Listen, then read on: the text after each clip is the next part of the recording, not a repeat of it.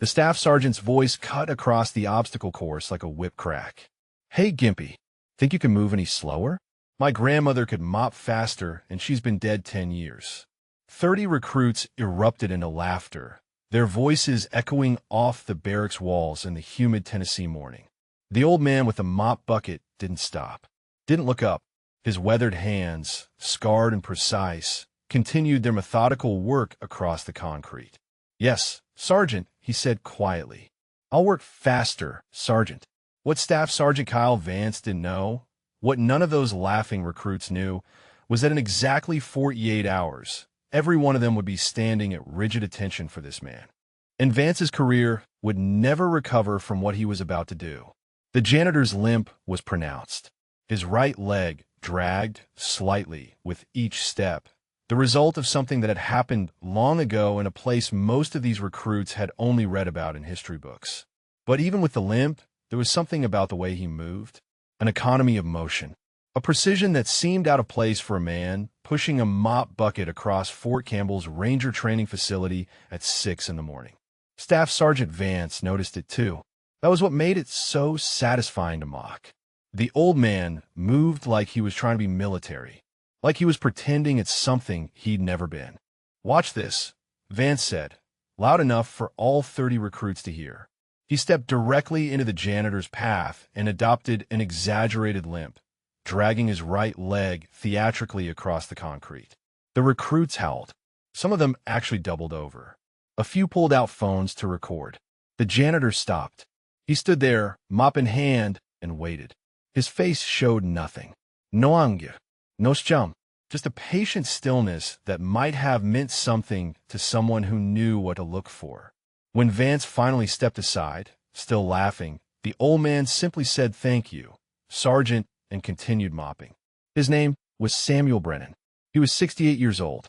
He had worked the night shift as a janitor at this facility for 3 years. He arrived at 10 every evening and left at 6 every morning, always through the back entrance, always alone. He spoke to almost no one. When officers passed, his posture changed slightly. Not obviously, but someone watching closely might notice how his spine straightened, how his shoulders pulled back, how his free hand, just for a moment, seemed to want to rise and salute before he caught himself. The scar at his right temple was barely visible under the fluorescent lights. It started just above his eyebrow and disappeared into his hairline. If you looked closely, you could see it throb sometimes, especially when the weather changed, especially when he was tired. This morning it was throbbing. Vance was still performing for his audience, explaining to the recruits how some people just couldn't hack it in the real army, how they ended up pushing mops and pretending they were something they weren't. The janitor's jaw tightened slightly, but he kept mopping. One of the recruits wasn't laughing. Private Lucas Chun stood at the back of the formation, watching.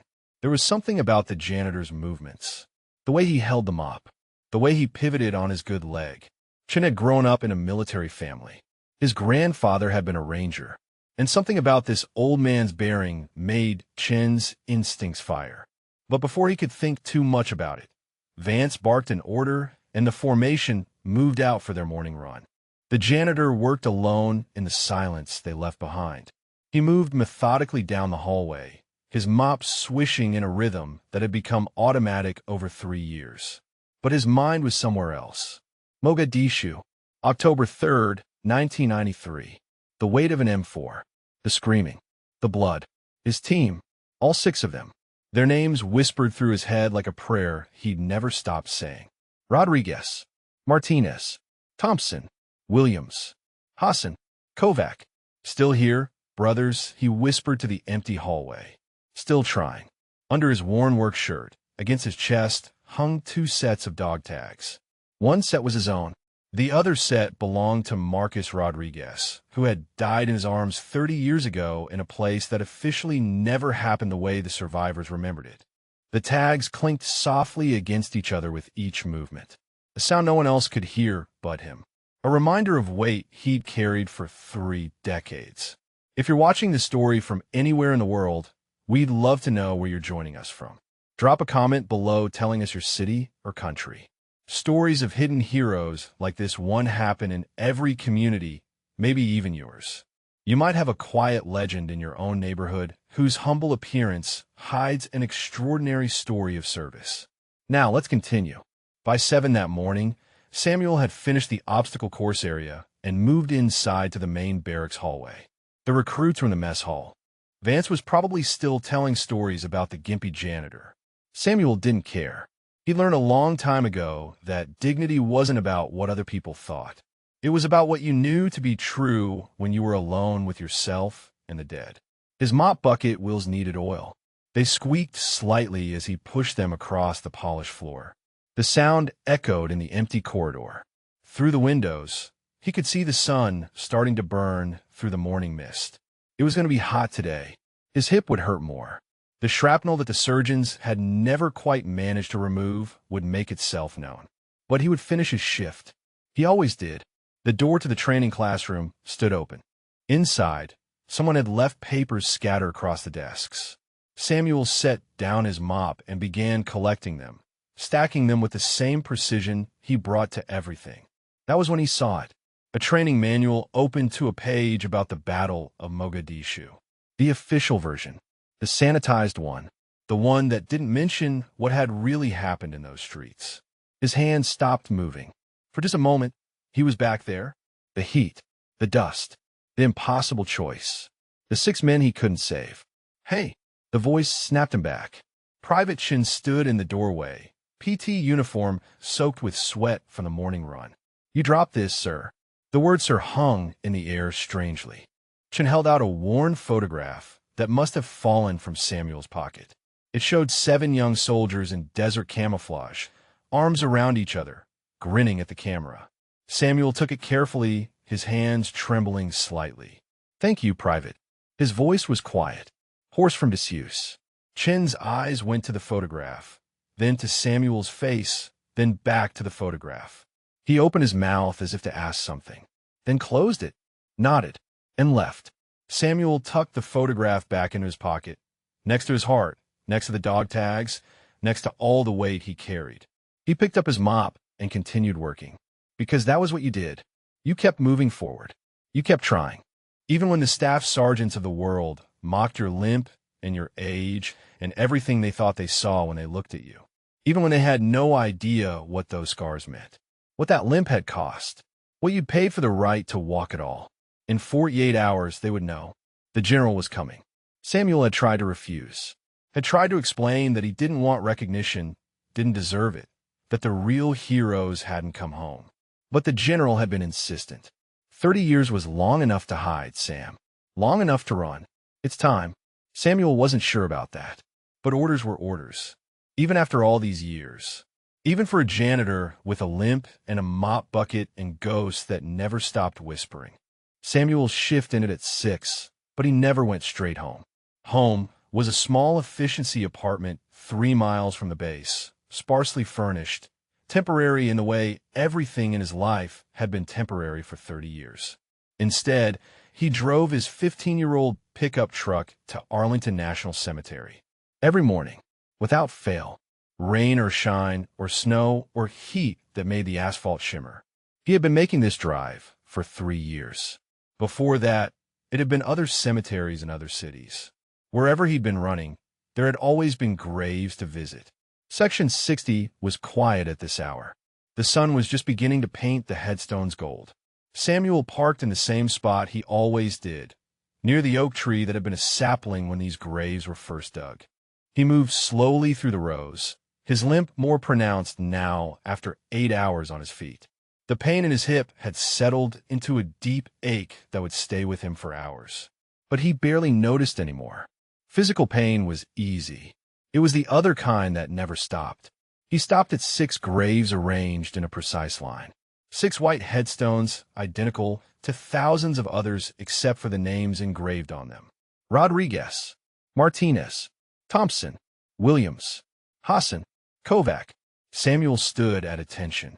His back straightened despite the pain. His shoulders pulled back. His damaged right leg locked as best it could. He stood there for exactly 60 seconds in perfect silence.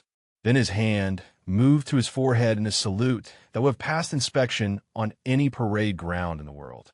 "Morning, brothers," he said quietly. "Still here. Still trying." His voice cracked on the last word. It always did. He reached into his pocket and pulled out the photograph.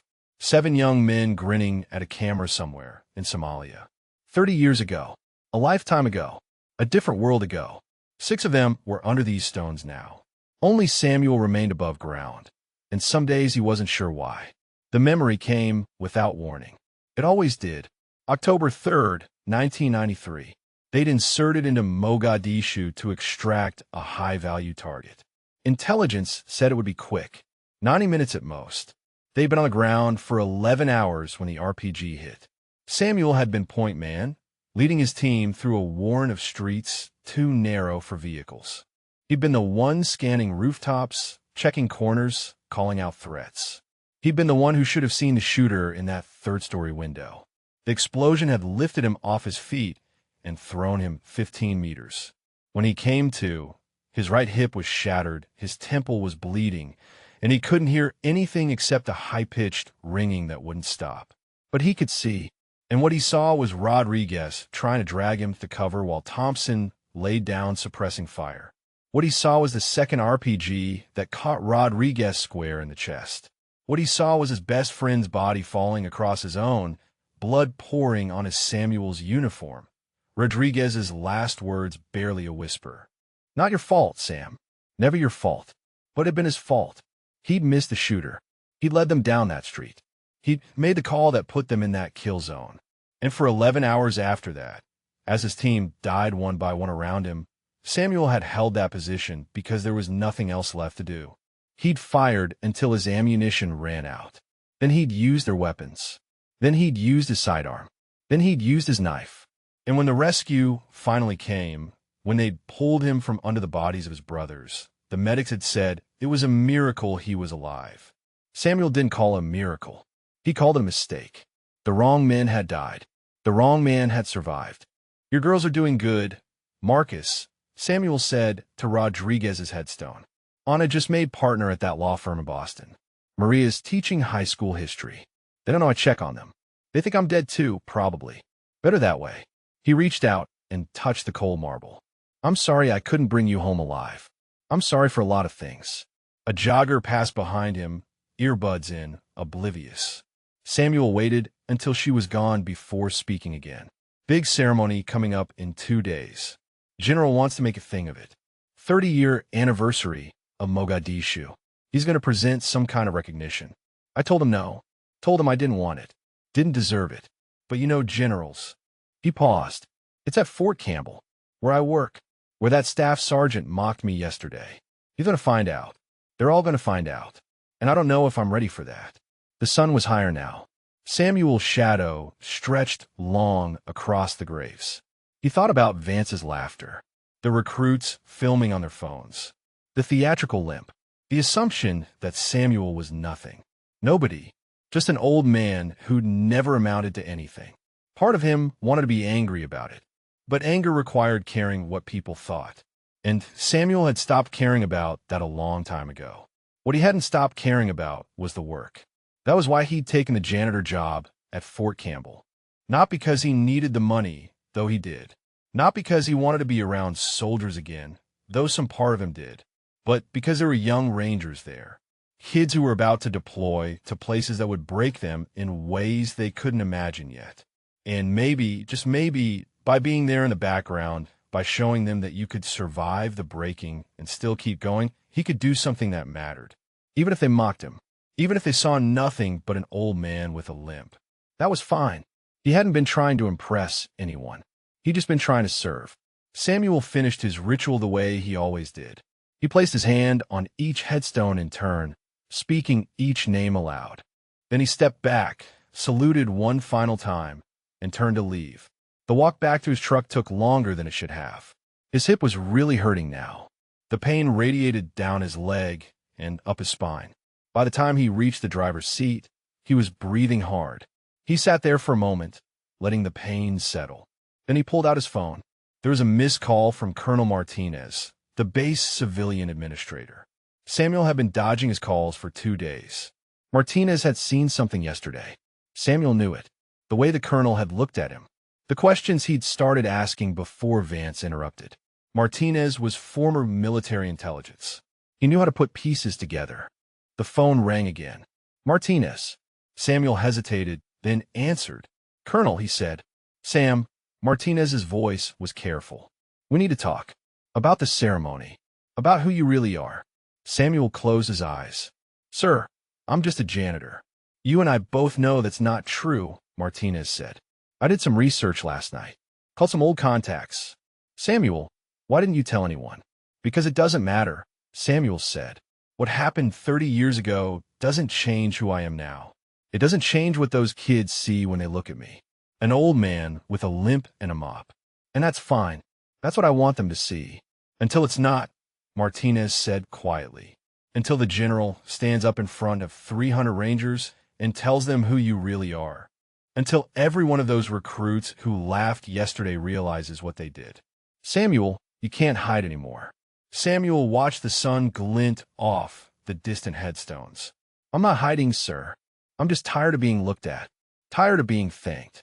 Tired of people telling me I'm a hero when the real heroes are back there under those stones. His voice was rough. There's a difference between hiding and just wanting to be left alone to do my work. I understand, Martinez said, but in 48 hours, that choice gets taken away. I just wanted you to know that I know.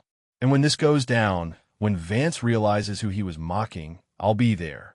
Samuel, you're not alone in this. Thank you, sir, Samuel said quietly. But I've been alone for 30 years. I know how to handle it.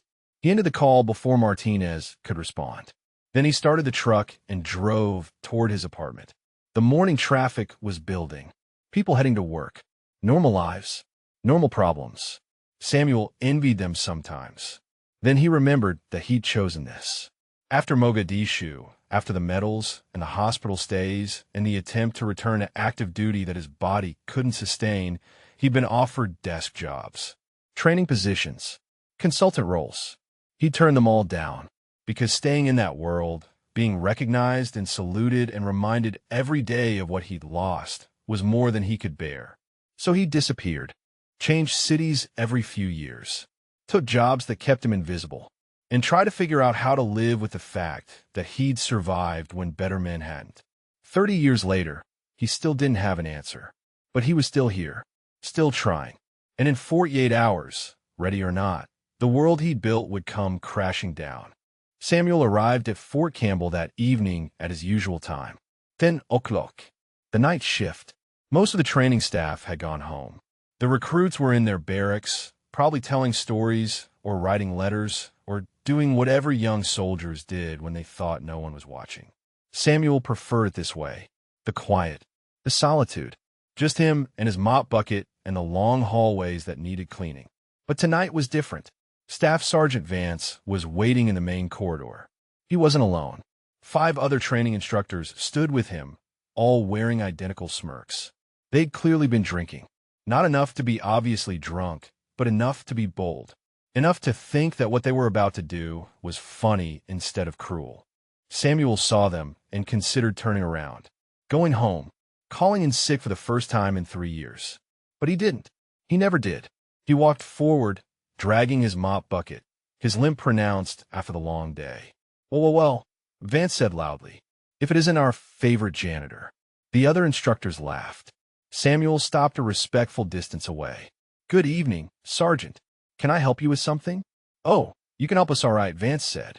See, we've been talking, and we've decided that your work just isn't up to standard. Is that right? Samuel kept his voice neutral, his face blank. His hands gripped the mop handle with practiced calm. That's right, Vance continued. So we're going to conduct an inspection. Right here, right now. Make sure you're really earning that paycheck.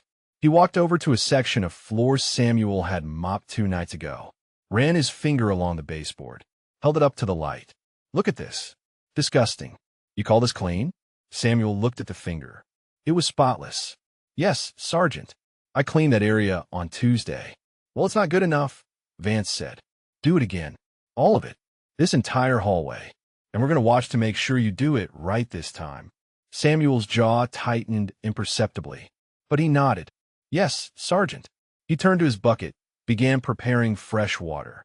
Behind him, Vance was still talking. You know what I think? I think some people just aren't cut out for any kind of work, military or otherwise. I think some people are just natural failures. The other instructors murmured agreement. Samuel squeezed out his mop and began working. He'd mopped 3 feet when Vance stepped directly into his path again. Whoa, whoa, whoa, the sergeant said. You're doing it wrong. You gotta put some muscle into it. Like this. He grabbed the mop from Samuel's hands, made an exaggerated show of scrubbing the floor with theatrical vigor. The other instructors howled with laughter. See? That's how a real soldier would do it. Even simple stuff. Vance shoved the mop back at Samuel. Now you try. Samuel took the mop. His hands were steady, but his knuckles had gone white. He began mopping again, methodically, precisely, the same way he'd done it for 3 years. Not good enough, Vance declared after 30 seconds. Start over. Samuel stopped, looked up, met Vance's eyes for the first time. With respect, Sergeant, I'm doing the job exactly as it's meant to be done. Vance's smile vanished. Oh, you're talking back now? You think you could tell me what's right and wrong? No, Sergeant. Samuel's voice was quiet. I'm just trying to do my work. Well, maybe you should try harder, Vance said. Matter of fact, I think this whole hallway is substandard. All 100 meters of it. Strip and re-wax the whole thing. Tonight, before your shift ends. Samuel's temple scar began to throb. That's a 12-hour job, Sergeant. Then you'd better get started, Vance said. And, just to make sure you don't cut corners, we'll be checking on you. He turned to the other instructors. Let's go get some coffee. We'll be back in an hour. They left, their laughter echoing down the corridor. Samuel stood alone in the silence they left behind. He looked down at his mop bucket, at the floor stretching out before him, at the work that would take him through dawn and into the next day. He could refuse, could walk out, could call Martinez and complain. But he wouldn't, because that was what they wanted. They wanted him to quit, to prove that he was exactly what they thought he was. Weak, worthless, broken. Samuel got to work. He stripped the old wax with chemicals that burned his hands and made his eyes water. His hip screamed with every bending motion. His bad leg threatened to give out every time he shifted his weight. But he kept moving, kept working, because 30 years ago he'd learned that you don't quit when things hurt. You don't stop when the mission becomes impossible. You just keep putting one foot in front of the other until the job is done or you're dead. And he wasn't dead yet. 2 hours later, Private Chin found him. The young recruit appeared at the end of the hallway, out of uniform, clearly heading back from somewhere off base. He stopped when he saw Samuel on his hands and knees, scrubbing. Sir, Chun said, then caught himself. Excuse me. Are you okay? Samuel looked up. His face was drawn with pain and exhaustion. I'm fine, Private. Just doing my job. Chun walked closer. This isn't your regular job. I've seen the schedule. This hallway isn't due for waxing for another month. Samuel returned to scrubbing. Staff Sergeant Vance wanted it done tonight. Chin's face darkened. Because of what happened this morning. Because he was mocking you. Samuel didn't answer. Just kept working. Private Chin stood there for a long moment, watching. Then he did something unexpected. He set down his bag and knelt beside Samuel. What are you doing? Samuel asked. Helping, Chin said simply. You don't have to do that, Samuel said. I know, Chin replied. But my grandfather taught me that you don't walk past someone who needs help. Especially not someone who moves the way you do. What's that supposed to mean? Samuel asked. Chin looked at him directly. It means I've been watching you, sir. And I've been thinking. My grandfather was 75th Ranger Regiment. Served in the 90s. And the way you stand when officers pass. The way you pivot on your good leg. The precision in how you work. That's not civilian behavior. That's training. Deep training. The kind that never goes away. Samuel's hands stopped moving. You should mind your own business, Private. Probably, Chin agreed. But I can't stop thinking about something. That photograph you dropped yesterday. 7 soldiers.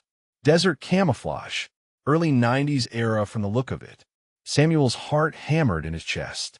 Private Chun continued quietly. And I saw your tattoo when you were reaching for the mop earlier. Just a glimpse. But know what a ranger scroll looks like. My grandfather had the same one. Samuel stood slowly, his damaged leg protesting. You need to leave, Private. Chin stood too. With respect, sir, I think you need help finishing this floor. And I think you need someone to know that what Vance is doing isn't right. I'm not asking who you are. I'm just saying I see you. And someone should. For a long moment, Samuel said nothing. Then he nodded once. Thank you, Private. But I work alone. Always have. Chin picked up his bag. Understood. But for what it's worth, my grandfather used to say that the quietest veterans were usually the ones who'd seen the most. He said the real warriors never had to prove anything to anyone.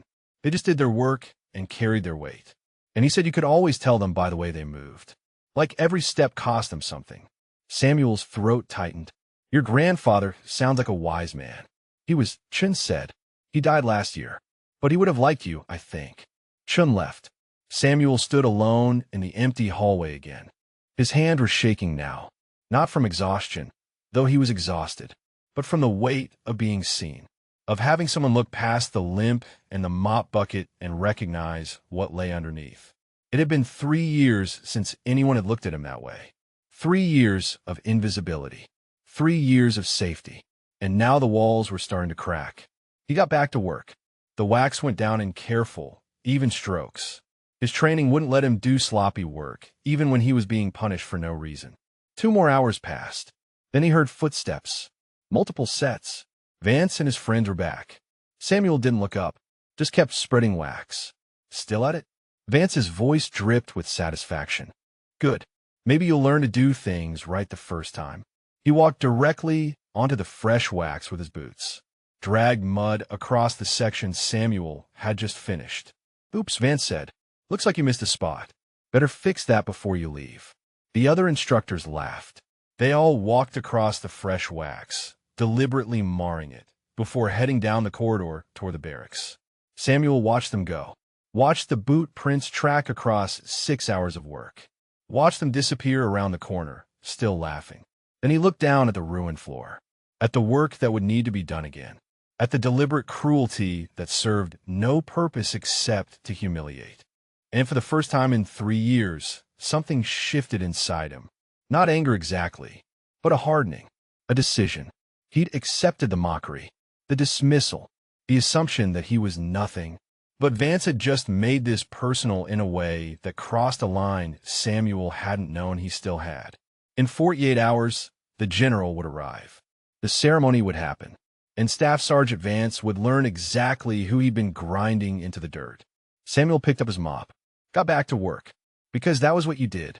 You finished the mission, even when the mission was impossible, even when the enemy was your own people.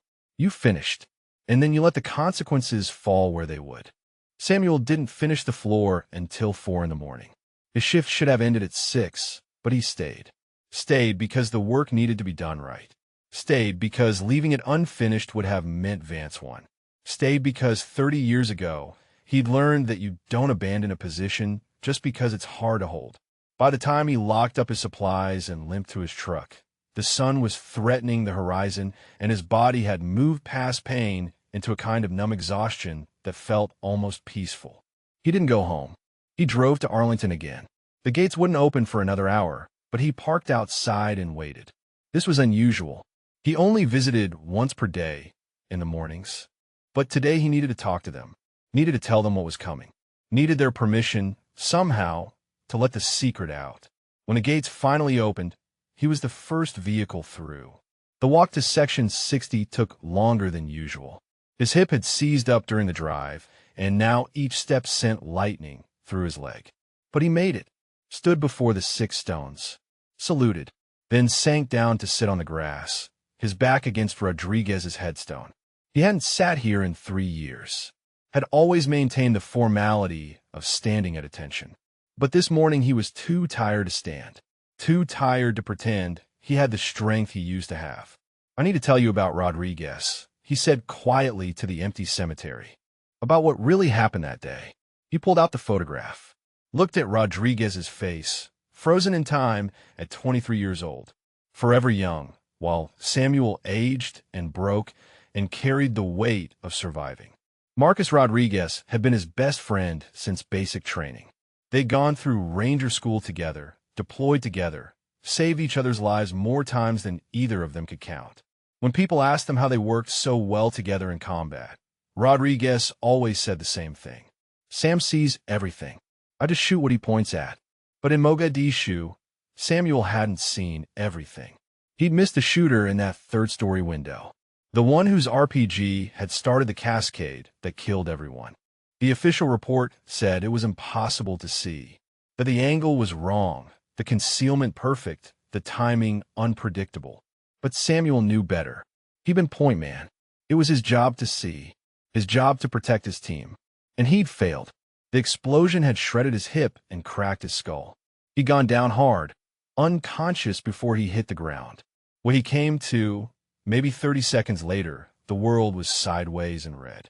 His team was shouting, gunfire everywhere, and Rodriguez was dragging him toward cover, one hand under Samuel's vest, the other firing his rifle one-handed. Samuel tried to tell him to leave him, tried to say he was too heavy, too damaged, not worth it. But his ears were ringing and his voice wouldn't work, and all he could do was watch Rodriguez's face, determined and focused, as his best friend tried to save his life. Then the second RPG hit. Samuel saw it coming, saw the smoke trail, opened his mouth to scream a warning. But the sound that came out was swallowed by the explosion. Rodriguez took the hit square in the chest. His body armor stopped some of it. Not enough. He fell forward across Samuel, blood pouring from wounds that Samuel's broken hands couldn't stop. Rodriguez's eyes found his. Not your fault, Sam. His voice was wet, bubbling. Never your fault. Promise me. Take care of Maria and Anna. Promise. Samuel had promised. Had held his best friend as the light went out of his eyes.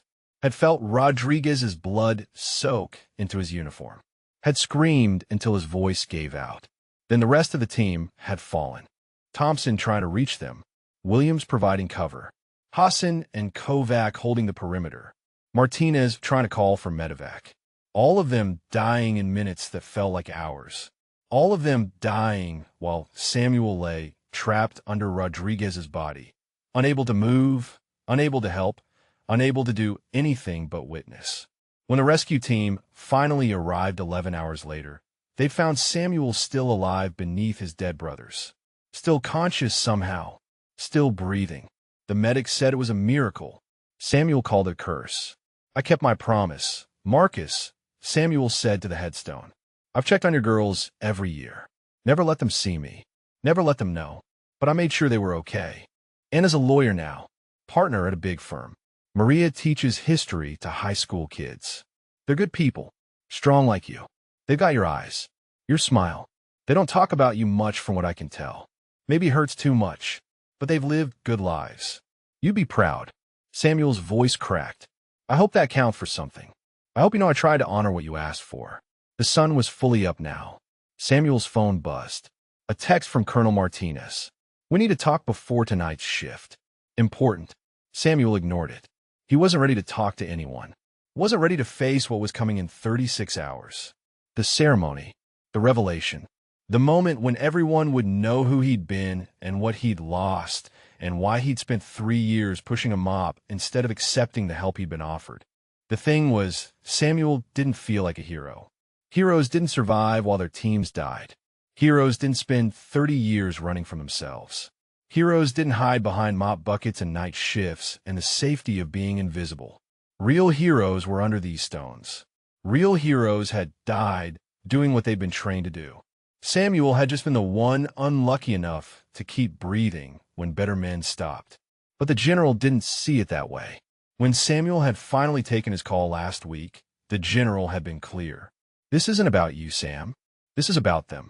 About making sure people remember what happened in Mogadishu. About honoring the sacrifice. You're the last one standing. That makes you the keeper of the story. You owe it to them to tell it. Samuel had wanted to argue. But the general had been a young lieutenant in Afghanistan when Samuel saved his life in a firefight that officially never happened. The general knew about duty, about obligations that outlived desire. So Samuel had agreed, had said yes to the ceremony, had let them plan the presentation and the speech and the formal recognition that he'd avoided for 3 decades. But he hadn't told anyone at Fort Campbell, hadn't warned Vance or the recruits or anyone else that the old janitor they mocked was about to be revealed as something very different.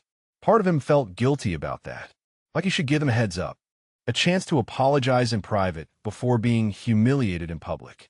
But another part of him, the part that had been ground down by Vance's cruelty, wanted them to feel the shock. Wanted them to understand that you can't judge a person by their limp or their job or their appearance. That everyone carries weight you can't see. "Marcus, I don't know if I can do this," Samuel whispered. "Don't know if I can stand up there and let them look at me and call me brave when we both know the truth. You were brave. You died trying to save me. Thompson was brave. Williams, Hassan, Kovac, Martinez, all of you were brave. I just didn't die fast enough." The wind moved through the cemetery, rustling leaves. Somewhere in the distance, a flag snapped against its pole.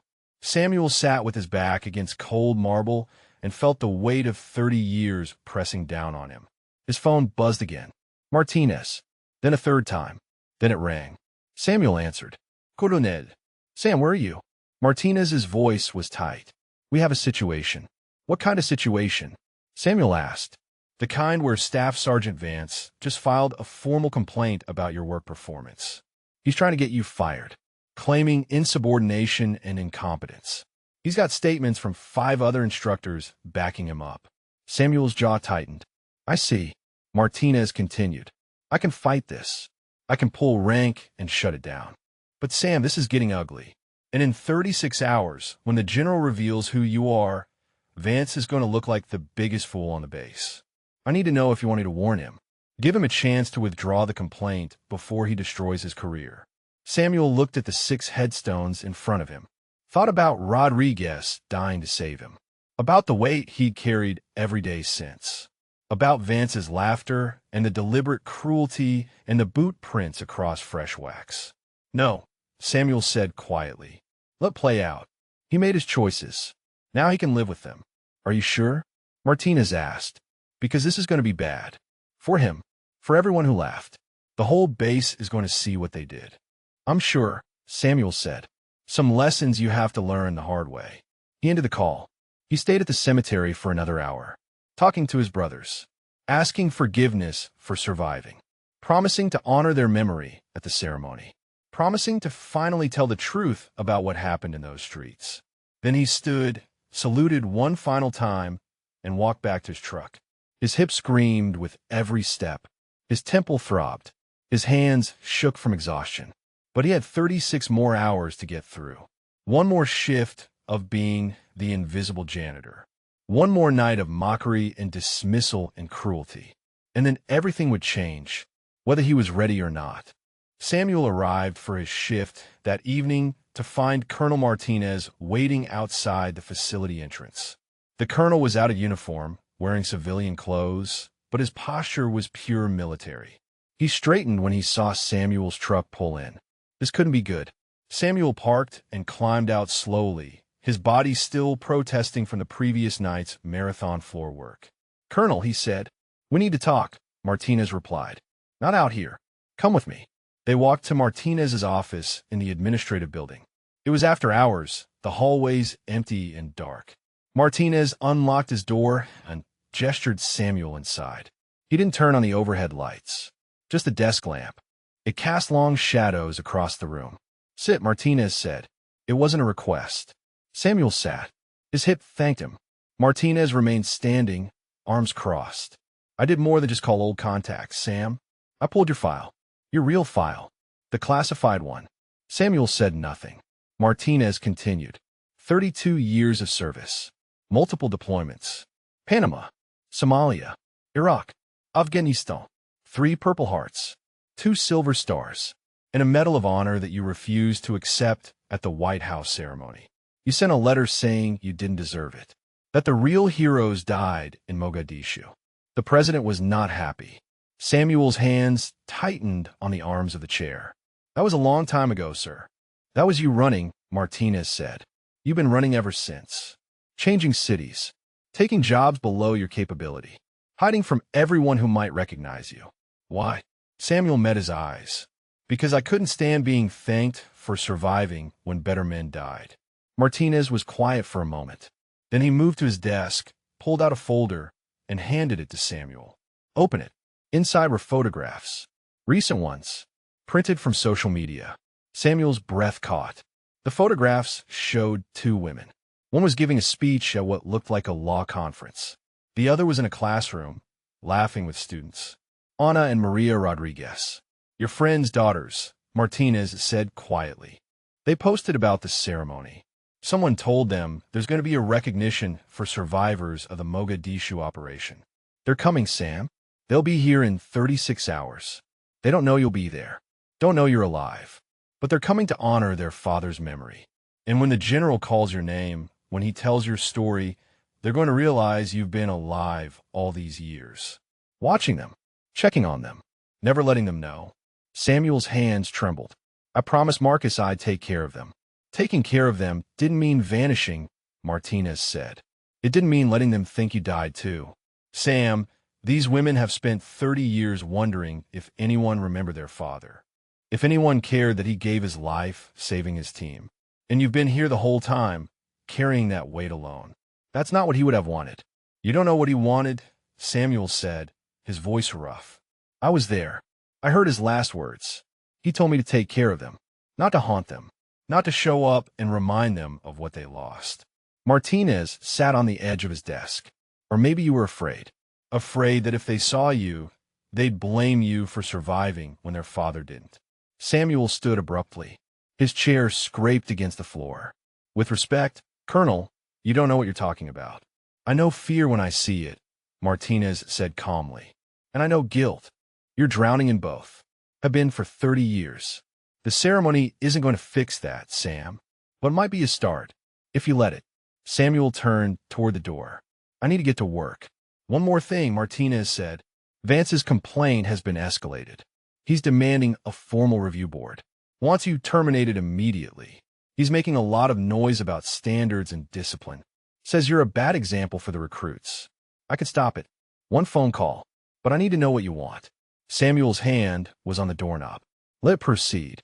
Let him have his review board. Martinez's eyebrows rose. You understand that means you'll have to defend yourself? Explain why you were working all night on a floor that didn't need it? Samuel nodded. I understand. And you're okay with that? Martinez asked. In 36 hours, none of it will matter, Samuel said. He left before Martinez could respond. Walked through the dark hallways to the storage room where he kept his cleaning supplies. His hands shook as he prepared his mop bucket. Not from fear, from anger. Ana and Maria were coming. They'd see him. Know he'd been alive. Know he'd hidden from them for 3 decades. What would they think? That he hadn't cared? That their father's dying request had meant nothing to him? The truth was more complicated, more painful. He'd cared too much, had loved them too much to risk becoming a living reminder of their loss. Samuel started his rounds. The main corridor first, the one Vance had made him re-wax. It gleamed now, perfect, untouchable. Samuel moved mechanically, his mind elsewhere. On Rodriguez's face as he died. On 2 little girls who'd lost their father. On the promise he'd made and the way he'd twisted it into an excuse for running. Maybe Martinez was right. Maybe he had been afraid. Not of them blaming him, but of them forgiving him. Because forgiveness would mean he'd have to forgive himself. And he didn't know how to do that. He was halfway through his second hallway when Private Chen appeared. The recruit was in PT gear, sweating from a late run. He stopped when he saw Samuel. Sir, he said, then caught himself again. Sorry. Habit. My grandfather always taught me to call veterans sir. It's fine, Samuel said without looking up. Chen didn't leave, just stood there, watching. Finally, Samuel stopped mopping. Is there something you need, Private? Chen pulled out his phone. I did some research. About Mogadishu. About the battle. There was a team that got caught in an ambush. Held position for 11 hours against impossible odds. One survivor. A ranger. The reports said he refused the Medal of Honor. Refused all recognition. Just disappeared. Samuel's grip on the mop handle tightened. That's an interesting story, Private. The survivor's name was classified in most reports, Chen continued. But I found an old news article. from 1994, before they scrubbed everything. It mentioned a Sergeant First Class Samuel Brennan. Call sign Hawk. He looked directly at Samuel. That's you, isn't it? Samuel set down his mop. Private Chun, you need to stop digging. This isn't your business. I know, Chun said, but I also know that Staff Sergeant Vance filed a complaint to have you fired. And I know there's a ceremony tomorrow. And I'm putting pieces together that suggest those two things are about to collide in a way that's going to be really bad for Vance. Am I wrong? Samuel studied the young recruit. Chin's face showed no malice, just genuine concern. No, you're not wrong.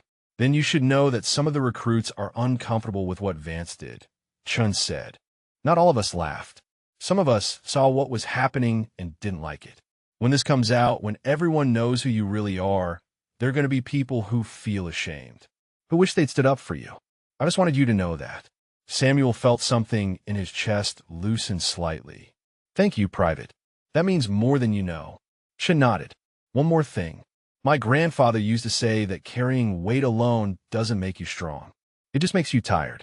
He said the strongest warriors were the ones who learned to let others help carry the load. Chun headed toward the barracks. Samuel watched him go, then returned to his mop. But something had shifted.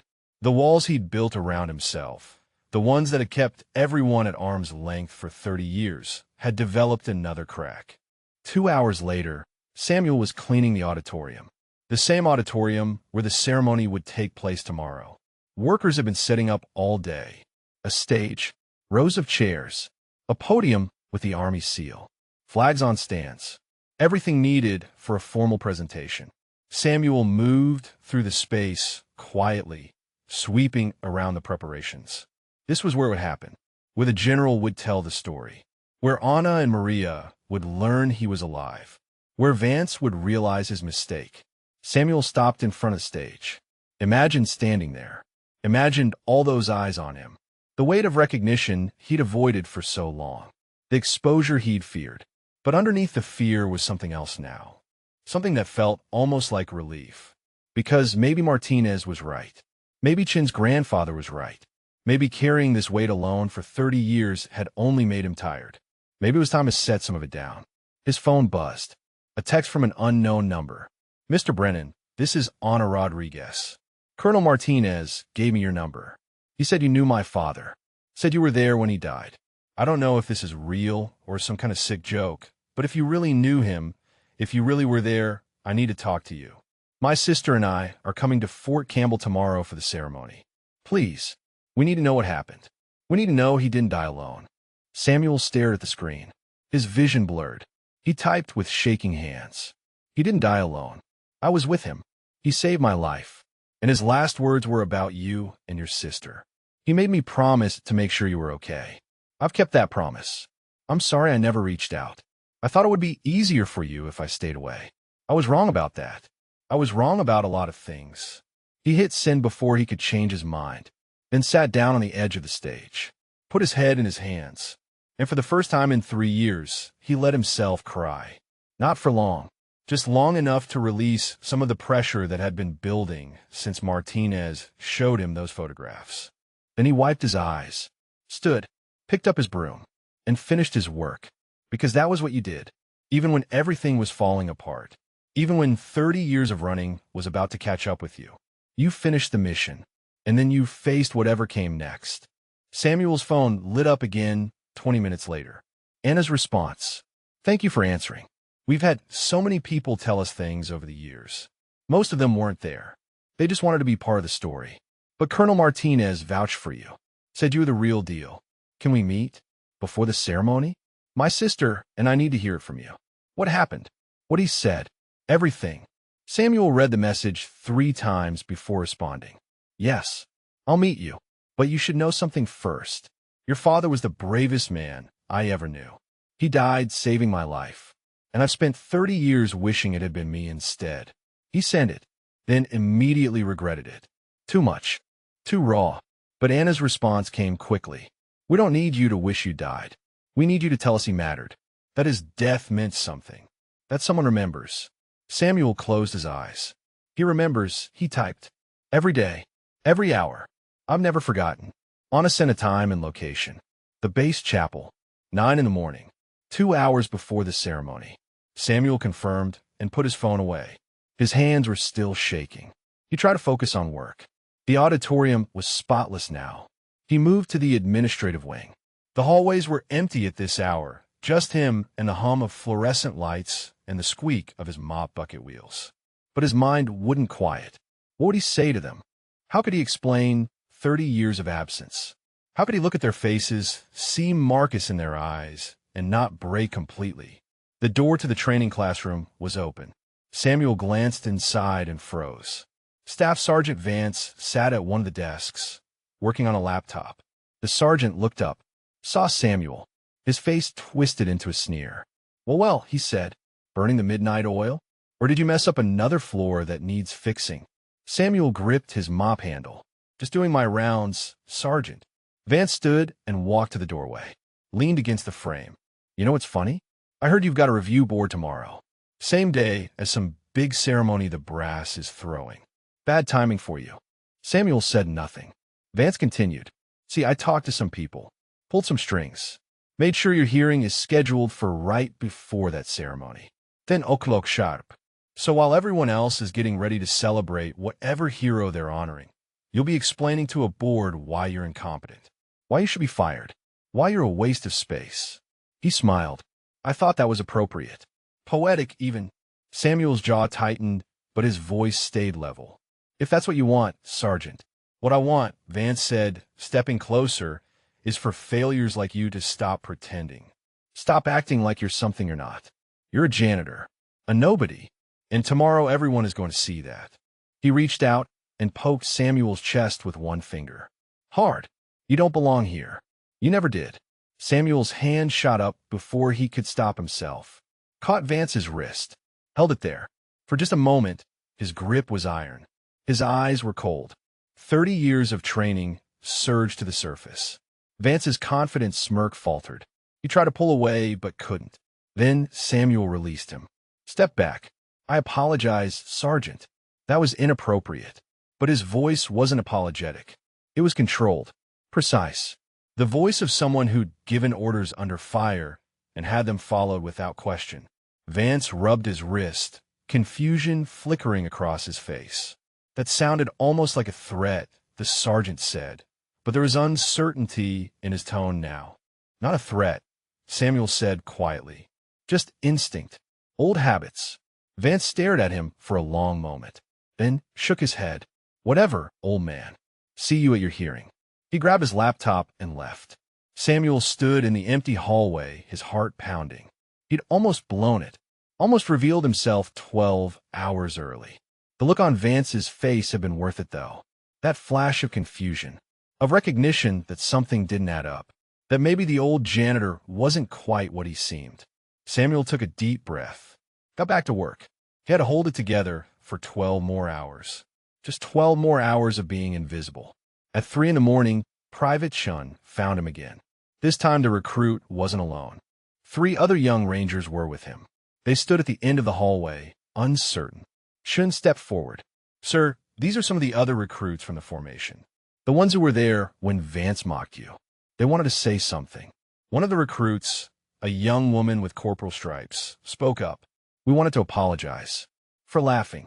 For not standing up for you. We didn't know. You still don't know? Samuel said gently. You're assuming. Corporal, we've been doing research, the woman said. Private Chin showed us what he found. About Mogadishu. About Sergeant First Class Brennan.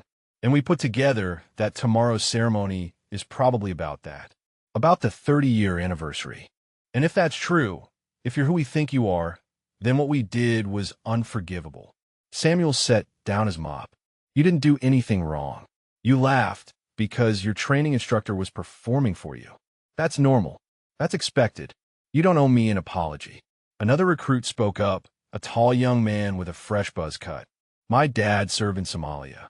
He was there during the Battle of Mogadishu.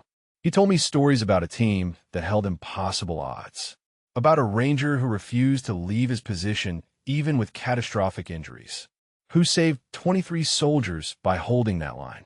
Dad said it was the most incredible act of courage he ever witnessed. He paused. If that was you, sir, Then we owed you respect from the beginning. Not mockery. Samuel felt his throat tighten. Your father is kind, but courage is easy to recognize in stories. Harder to see in a man with a limp and a mop bucket. That's the lesson here. Don't judge people by what you see on the surface. Everyone carries weight you can't see. Shun stepped forward. We want to be there tomorrow. At the ceremony, we want to stand and salute when they call your name. Samuel shook his head. You'll be at the morning brief. You have training. Actually, the corporal said we talked to some of the other recruits.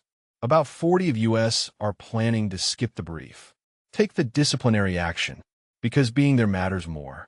Samuel's eyes widened. No, absolutely not. You will not sacrifice your training for this.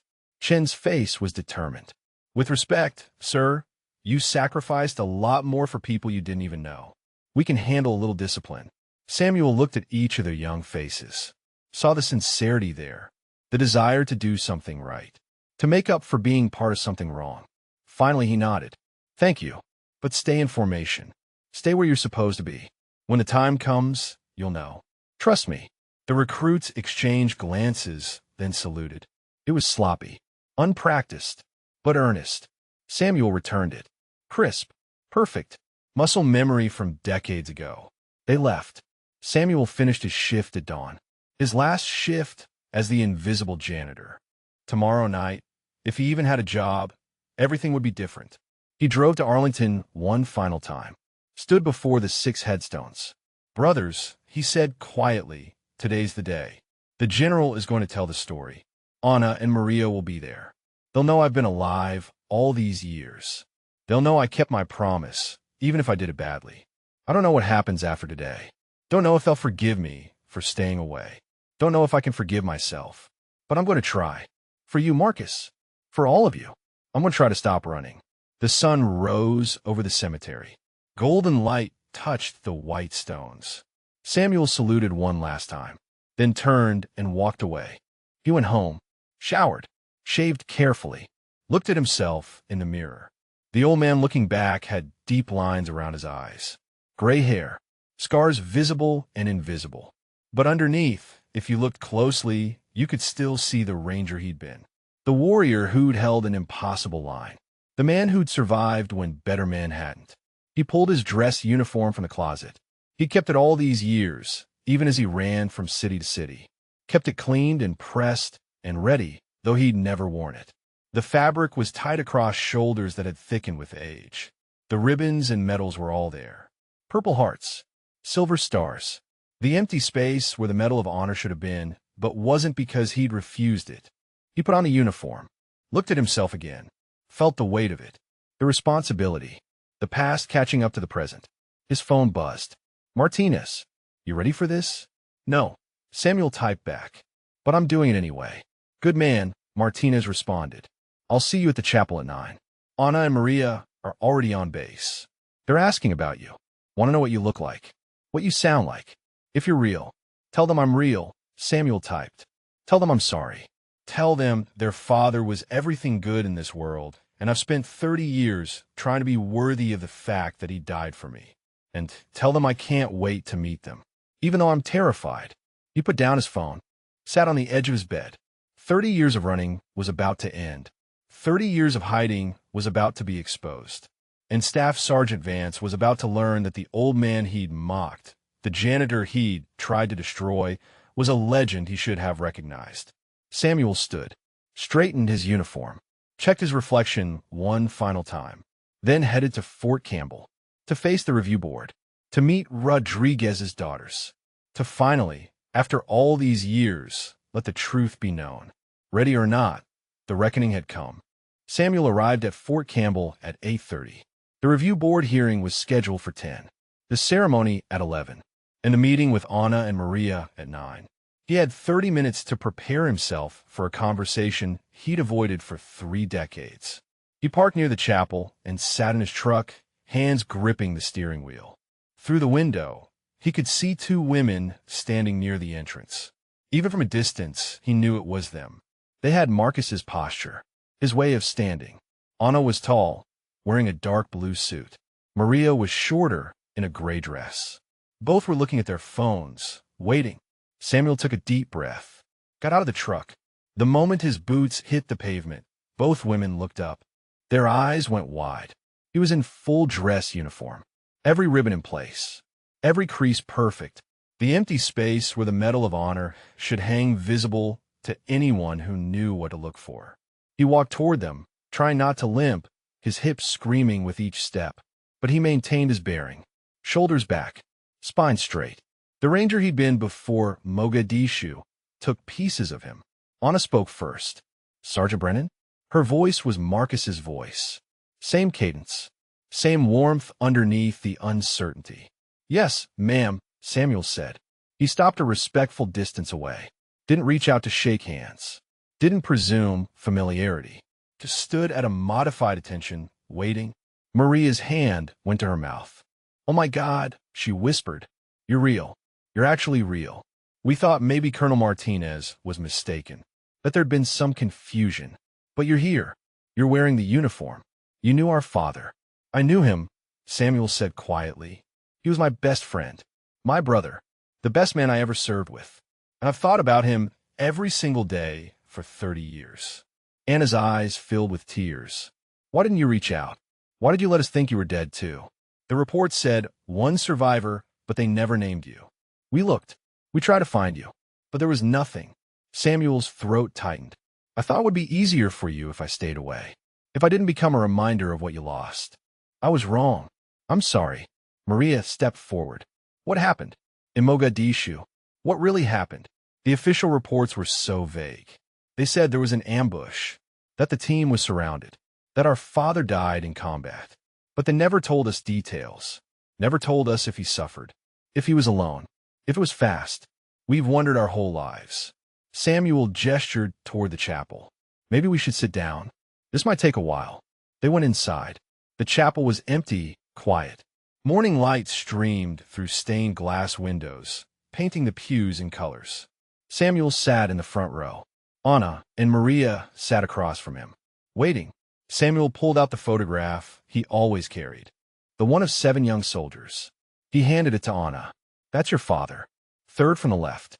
We took that picture 2 weeks before the deployment. We were joking about something. I don't remember what, but I remember how he laughed, how he was always laughing." Anna traced her father's face with one finger. Maria leaned over to look. They were quiet for a long moment. Then Anna said, Tell us everything." Samuel took a deep breath. "We were sent to extract a high-value target. Intel said it would be fast. We'd be in and out in 90 minutes. But Intel was wrong. We got pinned down in a residential area. Streets too narrow for vehicle extraction. Enemy fire from every direction. We held position because that's what we were trained to do. Your father was my point man. Went first through every door. Cleared every corner. Kept us alive." He paused. The memories were so vivid, like it had happened yesterday instead of 30 years ago. Then an RPG hit. I was leading the team through an alley. I should have seen the shooter. Should have called it out. But I missed him. The explosion took me down. Shrapnel through my hip. Cracked my skull. I went unconscious. When I came to, your father was dragging me to cover. He had me by the vest, pulling me with one hand, firing his rifle with the other. I tried to tell him to leave me. Tried to say I was too heavy. But my ears were ringing and I couldn't make him hear me. Maria was crying now. Anna had her arm around her sister, but her own eyes were wet. Samuel continued, his voice steady despite the pain of remembering. Then the second RPG came. I saw it. Saw the smoke trail. Tried to warn him. But the sound was swallowed by the explosion. It hit him square in the chest. His armor stopped some of it. Not enough. He fell across me, and I couldn't move. Couldn't help him. Could only hold him while he died. What did he say? Anna asked, her voice breaking. Did he say anything? Samuel's vision blurred. He looked directly at her. At both of them. His last words were about you. He said, "Not your fault, Sam. Never your fault. Promise me. Take care of Maria and Anna. Promise." I promised him. And then he was gone. Samuel wiped his eyes. I held him for 11 hours after that. The rest of the team fell one by one. We were surrounded. No way out. But I held that position because it's what he would have wanted. Because 23 other soldiers were depending on us to hold that line. And when the rescue finally came, they pulled me out from under 6 bodies. Your father's was the one covering me, protecting me even in death. The chapel was silent except for Maria's quiet sobbing. Anna reached across and took Samuel's hand. "Thank you," she said, "for telling us, for being there with him, for keeping your promise. We know you've been checking on us." Colonel Martinez told us. The anonymous scholarships for college, the internship recommendations that came from nowhere, the job reference letters from people we'd never met. That was you, wasn't it? Samuel nodded. I couldn't let you see me. Couldn't risk becoming a reminder of the worst day of your lives. But I couldn't abandon you either. I promised Marcus. So I did what I could from the shadows. You should have come forward, Maria said, her voice thick with emotion. You should have let us thank you. Let us know our father's death meant something to someone besides us. Do you know how alone we felt? How we thought everyone had forgotten him? Samuel's composure cracked. I'm sorry. I thought I was protecting you. Thought it was better if you moved on without me around. But I was protecting myself too. I couldn't face you. Couldn't look at your faces and see Marcus looking back. Couldn't risk you blaming me for surviving when he didn't. We don't blame you, Anna said firmly. We're grateful you were there. Grateful he didn't die alone. Grateful someone loved him enough to spend 30 years keeping a promise to a dead man. She stood and pulled Samuel into a hug. He froze for a moment, then wrapped his arms around her and broke. 30 years of grief poured out. Maria joined them, and the three of them stood in that chapel, holding each other, crying for Marcus Rodriguez and for all the years lost to fear and guilt and misplaced protection. When they finally pulled apart, Samuel wiped his face. I have to tell you something else. In about an hour, there's a ceremony. The general is going to present recognition for the Mogadishu operation. I tried to refuse, told them I didn't deserve it, but they insisted. And when it happens, when they call my name and tell the story, everyone on this base is going to know who I am, including Staff Sergeant Vance. Anna's eyes narrowed. The one who's been treating you like garbage? The one Colonel Martinez told us about? Yes, ma'am, Samuel said. He doesn't know. None of them know. They think I'm just an old janitor. In 1 hour, that changes. Maria smiled through her tears. Good. They should know.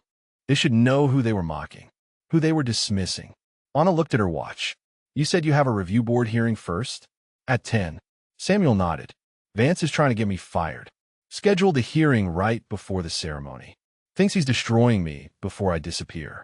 Anna's smile was sharp. She was a lawyer. Samuel could see the wheels turning. Can we attend? Both hearings? The review board and the ceremony? Of course, Samuel said. But you should know the review board might get ugly. Vance has statements from 5 instructors. He's built a case. Then he's about to learn what happens when you build a case on lies, Anna said. Maria, we're going to watch this man defend himself against people who judged him without knowing him. And then we're going to watch those same people realize their mistake. This is going to be satisfying. Samuel almost smiled. Your father would have loved you both. You have his fire, his sense of justice. They walked together out of the chapel. Samuel checked his watch. 20 minutes until the review board. He could walk away, could refuse to attend, could let them fire him and disappear again. But he was done running, done hiding, done carrying weight alone. Whatever happened in the next 2 hours, he wouldn't face it alone. Rodriguez's daughters were here. Colonel Martinez would be there. Private Chun and the other recruits who'd apologized would be watching. And somewhere in that auditorium, Staff Sergeant Vance would be sitting in the audience, confident and smug, having no idea that his world was about to implode. Samuel straightened his uniform one final time. Anna and Maria flanked him, and together they walked toward the administrative building where the review board waited. The reckoning had begun. The review board convened in a windowless conference room on the 2nd floor of the administrative building. 3 senior officers sat behind a long table. A lieutenant colonel in the center, a major to his left, a captain to his right. All of them looked bored. This was routine for them. Just another disciplinary hearing for another problematic employee. Staff Sergeant Vance sat at a small table to the side, his 5 supporting instructors in chairs behind him. They were all smiling, confident. This was going to be easy. Samuel entered in full dress uniform. Every head turned. The bored expressions shifted to confusion. Vance's smile faltered. Why was the janitor wearing dress blues? Why were there so many ribbons on his chest? Why did he move with sudden precision despite the limp? Anna and Maria entered behind him, taking seats in the observation row. Colonel Martinez followed. Then Private Chun and 3 other recruits who'd somehow gotten permission to attend. The room suddenly felt crowded. The lieutenant colonel cleared his throat. Mr. Brennan, you're not required to wear a uniform to this hearing. You're a civilian employee. Samuel stood at attention. With respect, sir, I'm still a soldier. The uniform is appropriate. The lieutenant colonel's eyes went to the ribbons. Linger there. His expression shifted slightly. Noted. Please be seated. Samuel sat.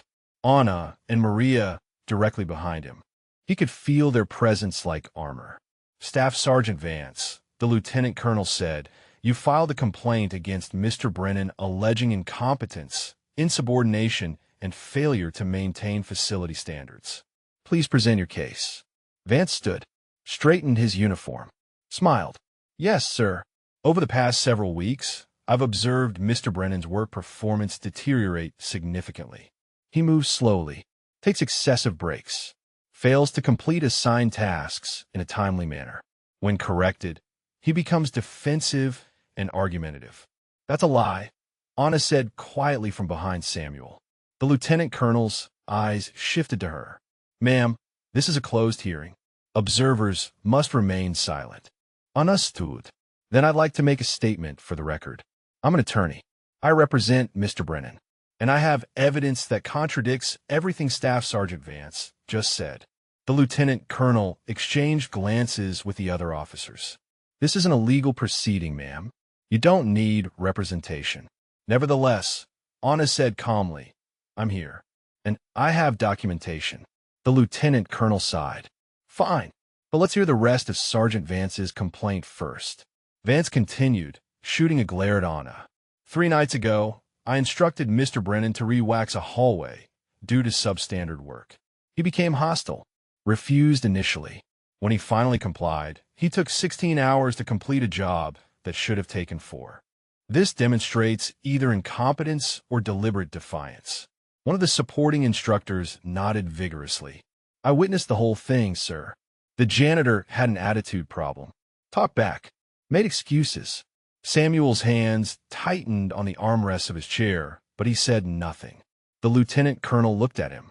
Mr. Brennan, do you wish to respond to these allegations? Samuel stood slowly. His hip protested, but he ignored it. Sir, I completed the floor work exactly as instructed. The hallway in question had been waxed 2 days prior. It did not require re-waxing. However, when Staff Sergeant Vance ordered me to strip and re-wax the entire 100-meter corridor, I complied without argument. The work took 16 hours because I had to chemically strip the existing wax first, then apply new wax in the proper layers. That's standard procedure for the job, as ordered. Vance jumped up. That's not true. He complained the entire time. Told me it was unnecessary. Got on my face about it. Samuel turned to look at Vance directly. With respect, Sergeant, I said yes, sir 3 times and got to work.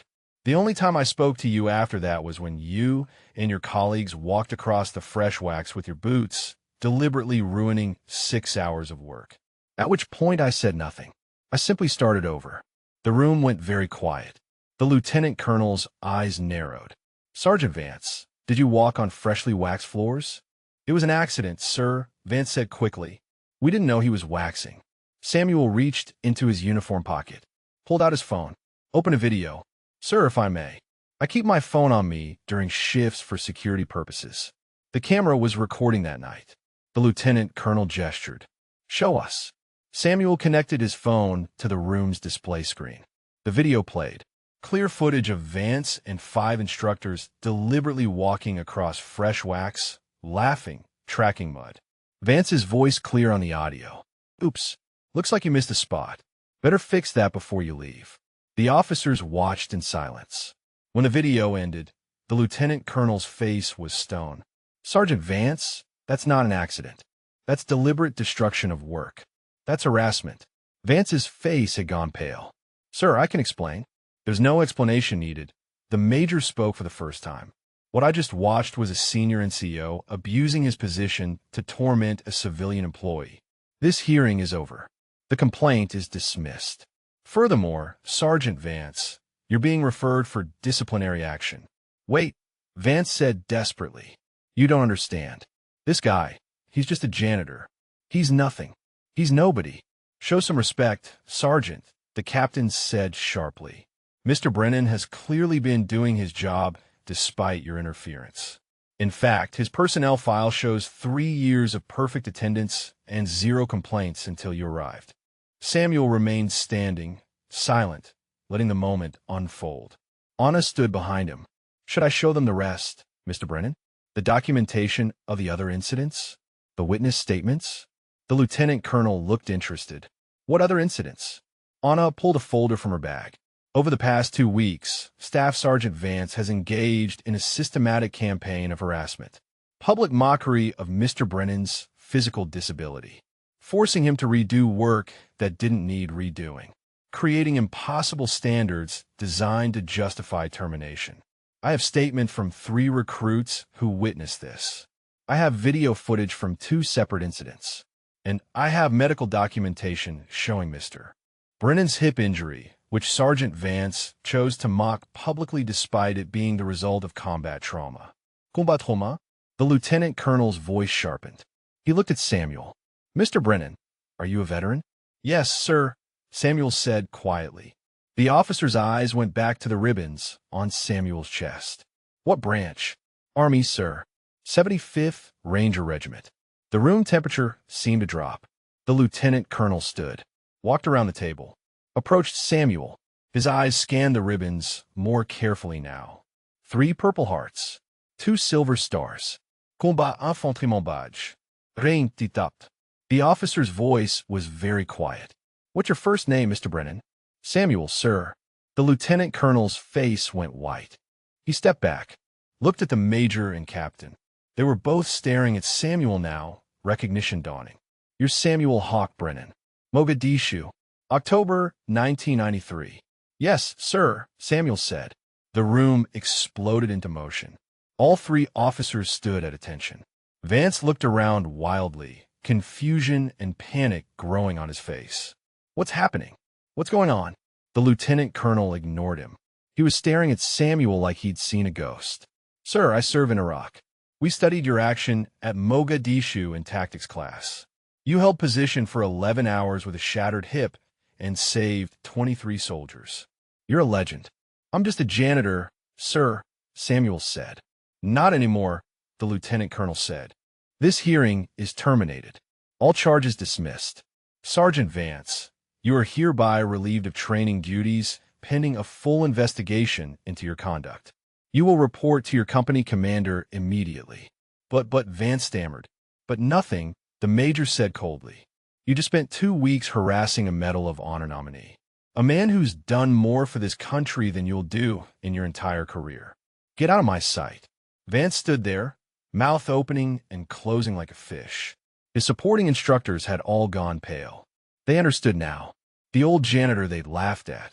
The man whose limp they'd mocked. The veteran they'd dismissed. He was about to be recognized at the ceremony in 45 minutes. Everyone on base would know. Everyone would see the video of Vance's cruelty. Everyone would know what they'd done. One of the instructors bolted for the door. The others followed. Vance remained frozen. Samuel looked at him. Really looked at him for the first time. Saw not an enemy, but a young man who'd made a terrible mistake. Sergeant, he said quietly, learn from this. Don't judge people by what you see on the surface. Everyone carries weight you can't see. Everyone has a story. You never know who you're talking to. Vance's face crumpled. Sir, I didn't know. I swear I didn't know. I know you didn't, Samuel said. That's the problem. You should have treated me with respect anyway. Not because of what I did 30 years ago, but because I'm a human being doing my job. The lieutenant colonel cleared his throat. Mr. Brennan, the ceremony begins in 40 minutes. The general is expecting you. Samuel nodded. Yes, sir. Thank you, sir. He turned to leave. Anna and Maria stood with him. Private Shun and the other recruits snapped to attention as he passed. Outside the conference room, Martinez was waiting. That went better than expected, the colonel said. Samuel almost smiled. That was just the warm-up. The real test comes next. Together, they walked toward the auditorium, toward the ceremony, toward the moment when the invisible janitor would finally step into the light. And Staff Sergeant Vance, standing alone in the empty conference room, finally understood the magnitude of what he'd done. The auditorium was packed. 300 Rangers in dress uniform filled the seats. Officers, enlisted, civilians, families. Everyone who could get permission to attend was there. The stage was set with flags. The Army seal hung behind the podium. A projection screen showed the Army Ranger insignia. At the back of the room, Samuel stood with Anna and Maria, watching people file in. His hands trembled slightly, not from fear, from the weight of finally being seen after 30 years of invisibility. Colonel Martinez appeared at his elbow. The general wants to see you backstage. 5 minutes. Samuel nodded. He looked at Anna and Maria. This is it. No turning back now. Maria squeezed his hand. Our father would be so proud of you. Not for what you did in Mogadishu, but for surviving it. For keeping your promise. For finally letting yourself be honored. Anna added quietly, we'll be in the front row. When they call your name, know that Marcus is with you. We all are. Samuel made his way backstage. The general was there, a 3-star with silver hair and a chest full of ribbons. He turned when Samuel entered, and his face broke into a genuine smile. Sam, finally. I was beginning to think you'd run again. Samuel stood at attention. Sir, at ease, soldier, the general said. We're past formalities. He stepped forward and gripped Samuel's hand. 30 years I've been trying to do this. 30 years you've been hiding. But today, everyone knows. Today, we tell the story. Today, we honor the real heroes. With respect, sir, the real heroes are under marble in Arlington. The general's face softened. I know you believe that. But the 23 soldiers who came home because you held that line, they disagree. I should know. I was one of them. Samuel's eyes widened. You were in Mogadishu? Not in your sector, the general said. But I was pinned down 3 blocks away. Your team held the choke point that let us extract. If you'd fallen, if that position had collapsed, we all would have died. You saved my life, Sam. You saved all of us. And you've spent 30 years pretending it didn't matter. It mattered to the men who died holding it, Samuel said. Exactly, the general replied. Which is why we're doing this. For Rodriguez. For Martinez. For all of them. Their families are here. Did you know that? 23 families of the men you saved are in that audience. They've been looking for you, wanted to thank you, and you vanished. Samuel's throat tightened. I didn't know what to say to them. You don't have to say anything, the general said. Just let them see you. Let them know their loved ones came home because of you and your team. Let them honor the sacrifice. A knock at the door. 2 minutes, sir. The general straightened his uniform. Ready? Samuel took a deep breath. No, sir. But I'm doing it anyway.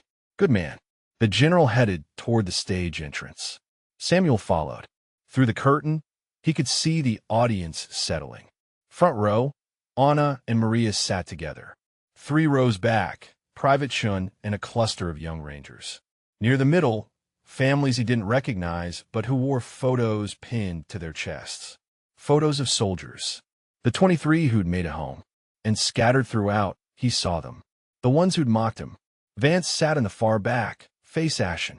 The 5 supporting instructors beside him, all looking like they wanted to disappear. The ceremony began. The base commander took the podium, welcomed everyone, spoke about the significance of the day, the 30-year anniversary of the Battle of Mogadishu, the courage displayed, the sacrifices made. Then he introduced the general. Applause filled the room. The general took the podium, and the room fell silent. Today, he began, we honor extraordinary courage. We honor men who held an impossible line against impossible odds. We honor the 6 who died defending their brothers. And we honor the one who survived to carry their story. The screen behind him lit up. Images from Somalia. Dusty streets. Narrow alleys. The general's voice continued. October 3rd, 1993. A team of 7 Rangers inserted into Mogadishu on what should have been a routine extraction. But nothing about that day was routine. They were ambushed, surrounded, cut off from support. For 11 hours, they held a single choke point that controlled access to 3 other American positions. If they had fallen, if they had retreated, dozens more would have died. The images shifted, showed maps, tactical layouts, the impossible geometry of the battle. 6 of those 7 Rangers died that day, the general said. Staff Sergeant Marcus Rodriguez, Sergeant James Martinez, Corporal David Thompson, Specialist Robert Williams, Private First Class Ahmed Hassan, Private First Class Peter Kovac. Their names should never be forgotten. Their sacrifice should never be diminished. The screens show their photographs. Young faces. Samuel's breath caught. He hadn't seen some of these photos in years. Anna and Maria were crying. Other families throughout the audience wept. But one Ranger survived, the general continued. And his survival came at a cost most of us cannot imagine. He was the point man, the leader. When the ambush came, he took shrapnel to the hip and head. Catastrophic injuries that should have killed him. But his team refused to leave him. Rodriguez died, pulling him to cover. And for the next 11 hours, this Ranger held position from beneath the bodies of his brothers. Wounded, alone, surrounded by enemy fire. But he never broke, never ran, never surrendered. The screen showed grainy footage from the rescue. Medics pulling a blood-soaked soldier from under multiple bodies. Because of his courage, the general said, 23 other soldiers made it home, including me. I was a young lieutenant that day, pinned down 3 blocks from his position. If his team had fallen, if that choke point had collapsed, my entire unit would have been overrun. He saved my life.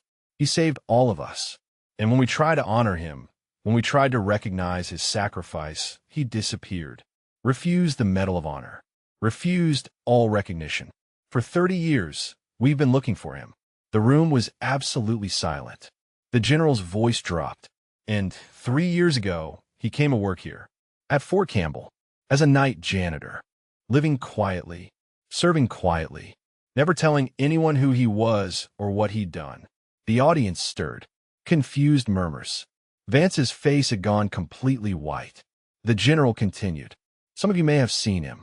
An older man with a limp, working the night shift, mopping floors, cleaning classrooms. Maybe some of you even spoke to him.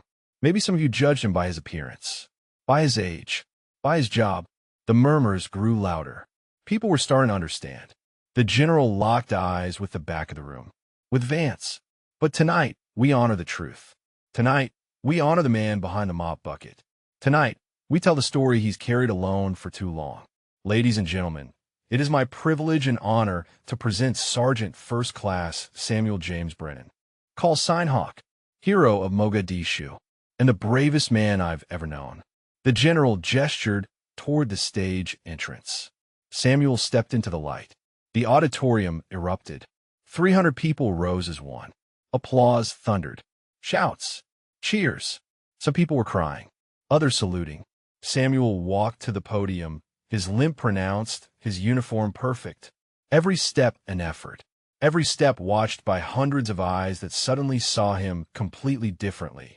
He reached the general. Stood at attention. The general saluted first. Samuel returned it. Then the general pulled him into an embrace. Thank you, he whispered. Thank you for my life. He stepped back. Samuel faced the audience. The ovation continued. Front row, Anna and Maria were on their feet, tears streaming. Private Chun and his fellow recruits stood at rigid attention, saluting.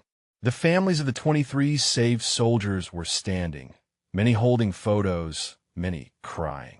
And in the back, Staff Sergeant Vance sat frozen, the only person in the room still seated, the only person not applauding. He stared at Samuel with dawning horror, because he finally understood. The old janitor he'd mocked, the man whose limp he'd imitated, the veteran he'd called a nobody, was standing on that stage with 3 Purple Hearts and 2 Silver Stars, and a general who just called him the bravest man he'd ever known. Vance's hands gripped the armrests of his chair. His face had gone from white to green. One of his supporting instructors leaned over and whispered something. Vance shook his head. Couldn't move. Couldn't process what was happening.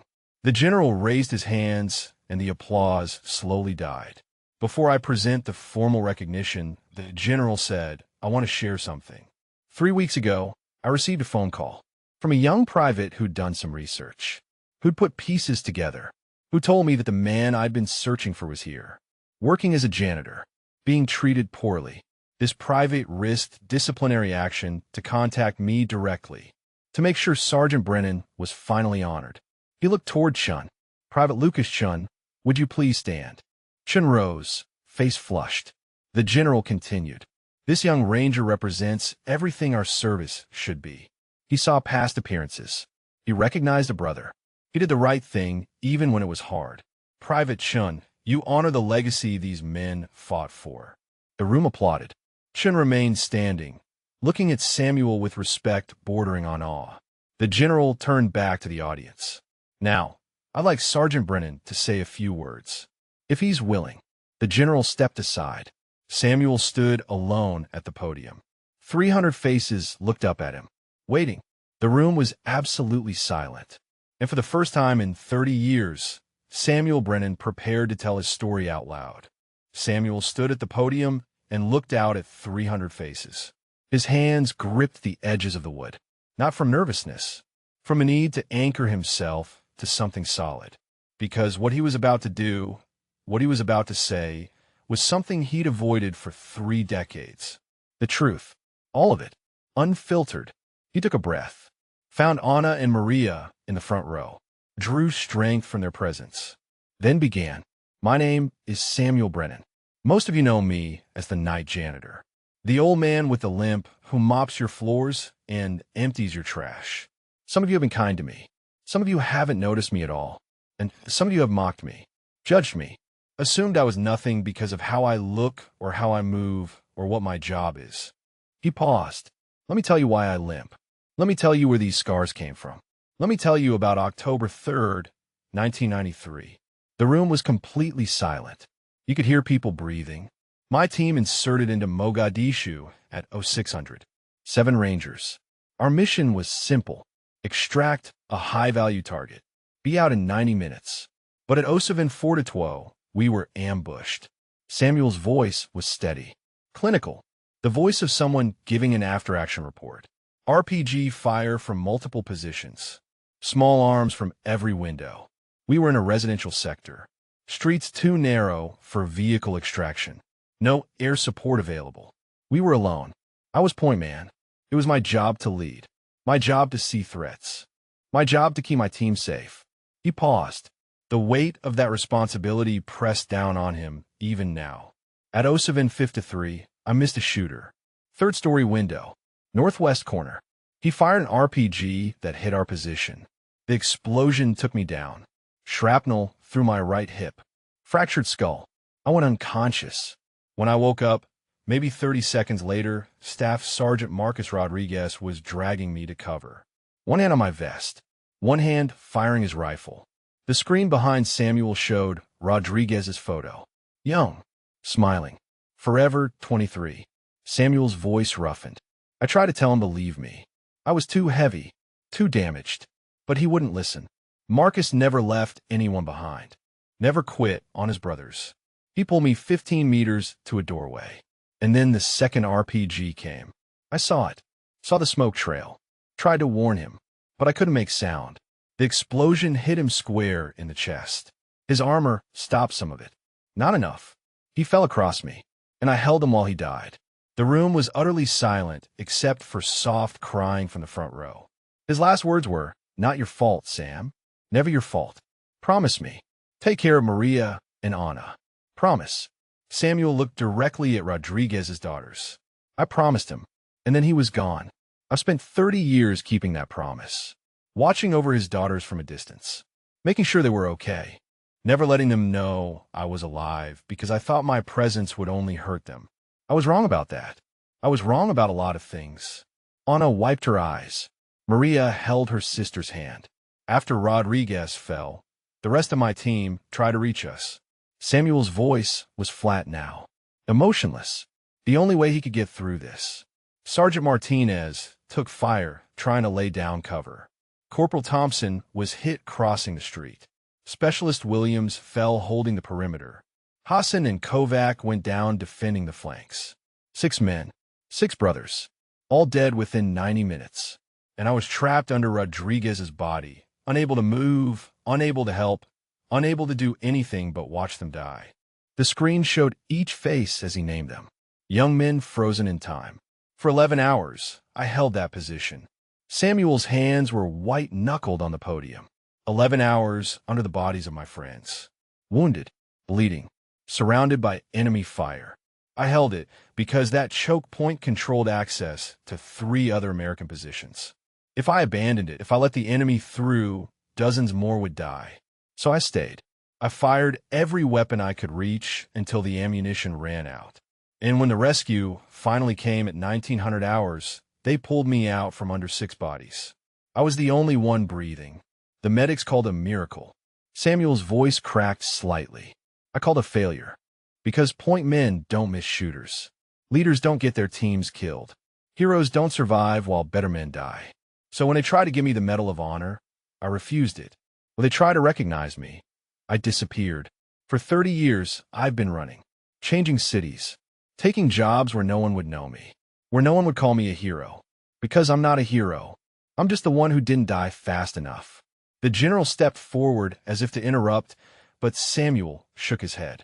Let me finish, sir. Please. The general stepped back. Samuel continued. 3 years ago, I came here to Fort Campbell. Took a job as a night janitor. Not because I needed to hide anymore, but because I wanted to serve, wanted to be around soldiers, wanted to do something that mattered, even if it was just keeping your facility clean. I didn't tell anyone who I was because it didn't matter. What I did 30 years ago doesn't change who I am now. An old man with a limp and a mop bucket. And that's fine. That's who I chose to be. But some of you saw that old man and decided he was worth mocking. Samuel's eyes found the back of the room. Found Vance. Worth dismissing. Worth treating with contempt. You saw the limp and assumed weakness. Saw the job and assumed failure. Saw the age and assumed irrelevance. You never asked where the limp came from. Never wondered about the scars. Never considered that the quiet janitor might be carrying weight you couldn't see. Vance had his head in his hands now. Several people in the audience had turned to look at him. I'm not telling you this to shame anyone, Samuel said. I'm telling you this so you learn. Don't judge people by appearances. Don't assume you know someone's story. That homeless veteran you pass on the street might have held a position that saved lives. That elderly person you ignore might have done things you can't imagine. Everyone carries weight. Everyone has a history. Treat people with dignity, not because of what they've done, but because they're human beings deserving of respect. He paused, looked around the room. To the families of the 23 soldiers who made it home that day, I'm glad your loved one survived. I'm glad the line held. I'm glad that holding that position meant something. To Ana and Maria Rodriguez, I'm sorry I stayed away so long. Your father was the best man I ever knew, and he died a hero. To Private Chun and the other young Rangers who recognized something wasn't right and had the courage to speak up, thank you. You represent everything this service should be. And to Staff Sergeant Vance and anyone else who mocked me, who dismissed me, who thought I was nothing, I forgive you. Because I chose to be invisible. I chose to hide. You can't recognize what someone refuses to show you. The room erupted in applause again. But Samuel raised his hand for quiet. One last thing. The real heroes are under marble in Arlington. Rodriguez, Martinez, Thompson, Williams, Hassan, Kovac. Their names should be remembered. Their sacrifice should never be forgotten. I survived, but they're the ones who earned glory. I'm just the janitor who carries their memory. And if this ceremony, if this recognition helps people remember them, then it was worth stepping into the light. Thank you. Samuel stepped back from the podium. The general moved forward with a wooden box. Inside was the certificate of recognition, the formal acknowledgement of service. The general opened it and read, "For extraordinary heroism in combat against enemy forces, for maintaining a critical defensive position under impossible circumstances, for valor above and beyond the call of duty, for saving 23 American lives through personal sacrifice and unwavering courage. The United States Army recognizes Sergeant First Class Samuel James Brennan as one of its finest warriors. The general handed Samuel the certificate, then pulled out something else. A small blue box. Samuel's eyes widened. He shook his head. "Sir, I can't." "Yes, you can," the general said firmly. 30 years ago, you refused this. You don't get to refuse anymore." He opened the box. Inside was the Medal of Honor, the light blue ribbon, the star, the symbol of the highest recognition the nation could give. Samuel's hands trembled as the general placed it around his neck. The entire auditorium stood, 300 people at attention, saluting. The applause was deafening. Samuel stood there, the medal heavy against his chest, and felt something break inside him. Not in a bad way, but like a dam finally releasing pressure that had built for too long. He looked at Anna and Maria. They were crying and smiling. Looked at Private Chun. The young ranger's face showed pride and awe. Looked at the families holding photographs of their loved ones who'd made it home. Saw their gratitude, their tears, their recognition. Then he looked at the back of the room. Advance. The sergeant had his face in his hands. His shoulders shook. He was crying. Not from shame, though there was that, but from understanding. From realizing the magnitude of what he'd done. From recognizing that the man he'd tormented was someone who'd given everything for soldiers he'd never met. Who'd carried unbearable weight with quiet dignity. Who'd chosen service over recognition. Samuel caught his eye. Nodded once. Not forgiveness exactly, but acknowledgement. Vance would have to live with what he'd done. That was consequence enough. The general shook Samuel's hand, then pulled him into another embrace. "Welcome home, soldier," he whispered. "Welcome home." Samuel stood on that stage, the medal around his neck, 300 people honoring him, and finally, after 30 years of running, let himself believe it. Maybe he wasn't a failure. Maybe surviving had been its own kind of mission. Maybe carrying the story, keeping the promise, honoring the fallen by living well, had been enough. The applause continued. Samuel stood at attention, and for the first time in 3 decades, the weight felt just a little bit lighter. The ceremony ended, but no one left. People crowded the stage. Families wanted to shake Samuel's hand, to thank him, to tell him their stories. A woman in her 50s approached, tears streaming down her face. She held a photograph of a young soldier. "My husband," she said, "Captain Richard Morrison. He was in the extraction team that rescued you. He told me about finding you under all those bodies, about how you were still conscious, still holding your rifle, still ready to fight. He said it was the most incredible thing he'd ever seen." Samuel took her hand. "Your husband saved my life, ma'am. I'm glad he made it home." More came. Sons and daughters of the 23 saved soldiers. Showing photos, sharing memories. A young man with his father's eyes said his dad had died of cancer 5 years ago, but had talked about Mogadishu until the end. Had said that Brennan and his team were the reason he got to see his kids grow up. Got to walk his daughter down the aisle. Got to be a grandfather. "Thank you," the young man said. "Thank you for giving me my father for 34 more years." Samuel's throat was too tight to speak. He just nodded. Anna and Maria waited until the crowd thinned. Then they approached together. Maria spoke first. "We want you in our lives, not as a ghost watching from a distance, but as family, as the man who knew our father, who loved him, who kept his memory alive." Samuel's eyes filled. "I don't know if I deserve that." "You don't get to decide what you deserve," Anna said firmly. "You get to decide whether you'll accept what we're offering. We've spent 30 years without our father. We're not spending another day without the man he died to save. Will you let us know you? Really know you?" Samuel looked at their faces. Saw Marcus looking back. Saw the forgiveness he'd never allowed himself to accept. "Yes," he said quietly. "I like that very much." Maria hugged him. Then Anna. And Samuel held them like he'd wanted to hold them for 3 decades, but had been too afraid. Too convinced he didn't have a right. When they pulled back, Anna wiped her eyes. "First thing we're doing is taking you to dinner. Somewhere nice, where you can tell us stories about Dad. The good ones, the funny ones, not just the end." Samuel smiled. He had a lot of those stories. He'd just been too afraid to share them. Private Chun approached next, 3 other recruits with him. "Sir," Chun said, "we wanted to apologize again. For laughing, for not seeing, for being part of what happened." Samuel shook his head. "You've already apologized, Private, and I've already accepted. What matters now is what you do next. How you treat the next person everyone else dismisses. How you look past appearances to see the human being underneath. If you learn that lesson, then something good came from all of this." The corporal who'd apologized days earlier spoke up. "We started something, sir. After we figured out who you were, we talked to the other recruits, told them what we suspected, and we made a pact. No more judging people by appearances. No more dismissing the homeless vets we see. No more assuming we know someone's story. We're calling it the Hawk Protocol. In your honor." Samuel's chest tightened. "That's a good thing to do. But don't do it in my honor. Do it in honor of Rodriguez and Martinez and all the others who didn't make it home. They're the ones who deserve to be remembered." Colonel Martinez appeared, accompanied by the base commander. "Mr. Brennan," the commander said, "we need to discuss your employment status." Samuel straightened. "Yes, sir. I understand if you need to let me go after all this." "Let you go?" The commander looked confused. "Sir, we'd like to offer you a different position. Director of the Veteran Transition Program. We're launching a new initiative to help combat veterans reintegrate. Find housing.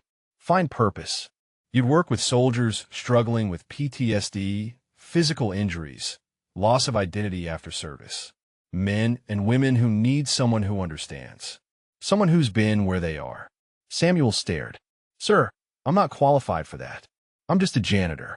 "You held a defensive position for 11 hours with catastrophic injuries," the commander said. "You've spent 30 years keeping a promise to a dead friend. You've survived guilt that would have destroyed most men. And you've done it with dignity and quiet service. You're exactly qualified. The position is yours if you want it." Samuel looked at Martinez. The colonel smiled. "Say yes, Sam. It's time to stop hiding behind a mop bucket. Time to use what you've learned to help others." "Yes, sir," Samuel said. "I accept." The commander shook his hand. "Good. You start Monday. Take the weekend to process all this. Get settled. We'll have an office ready for you." Samuel nodded, still processing. 3 hours ago, he'd been a janitor facing termination. Now, he was being offered a position to help other veterans, to turn his pain into purpose. It felt like a dream. The commander left. Martinez stayed. "You did good today, Sam. Really good." Samuel looked around the auditorium, at the families still lingering, at the young rangers watching him with respect, at Anna and Maria talking with other attendees. "I should have done this 30 years ago." "Maybe," Martinez said. "Or maybe you needed those 30 years to understand what you were carrying, to learn how to survive it. Now you can teach others." Samuel considered that. "Maybe you're right." Martinez clapped his shoulder and left. Samuel stood alone on the stage for a moment. The medal was still around his neck. Heavy. Significant. He touched it. Felt the metal. The weight of recognition he'd avoided for so long. It didn't fix anything. Didn't bring back the dead. Didn't erase the guilt. But it acknowledged the truth. And maybe that was enough. A commotion near the back doors drew his attention. Staff Sergeant Vance stood there, trying to leave. But a crowd had gathered. Not threatening. Just watching. Judging. Samuel saw the sergeant's face. Saw the shame. The devastation. The complete destruction of everything Vance had thought he knew. Samuel walked down from the stage. Moved through the crowd. His limp was pronounced after standing so long, but he didn't care. He reached Vance. The sergeant looked up. His eyes were red. His face was blotchy from crying. "Sir, I'm so sorry." Vance's voice cracked. "I didn't know. I swear I didn't know." "I know," Samuel said quietly. "But you should have treated me with respect anyway. Not because of what I'd done, but because it was the right thing to do." Vance nodded miserably. "I've been relieved of my training duties. Probably going to be discharged. My career is over." Samuel studied him. "That's between you and your chain of command. But, Sergeant, you can learn from this. You can become better. You can take this failure and turn it into growth. Or you can let it destroy you. The choice is yours." Vance looked surprised. "You're not going to press charges? For harassment?" Samuel shook his head. "No, you've lost enough. And frankly, I don't need revenge. I just need you to do better. To treat people with dignity. To remember that everyone has a story. Can you do that? Vance's eyes filled again. Yes, sir. I swear. I'll never forget this. I'll never forget you. Good, Samuel said. Then something good can come from all this pain. He offered his hand. Vance stared at it, then took it, shook it. His grip was trembling. Thank you, sir. Thank you for not destroying me. I did enough of that myself. Samuel turned to go, then stopped. Look back. Sergeant, one more thing. Those 6 names I mentioned. Rodriguez, Martinez, Thompson, Williams, Hassan, Kovac. Remember them. Not me. Them. They're the real heroes. Will you remember them? Yes, sir, Vance whispered. I'll never forget. Samuel nodded and walked away. The crowd parted for him. Some people saluted. Others just watched with respect. He rejoined Anna and Maria near the front of the auditorium. Ready to get out of here? Anna asked. More than ready, Samuel said. They walked together toward the exit. Outside, the sun was setting. Fort Campbell looked different somehow. Or maybe Samuel was just seeing it differently. Not as a place to hide, but as a place to serve, to help, to turn suffering into purpose.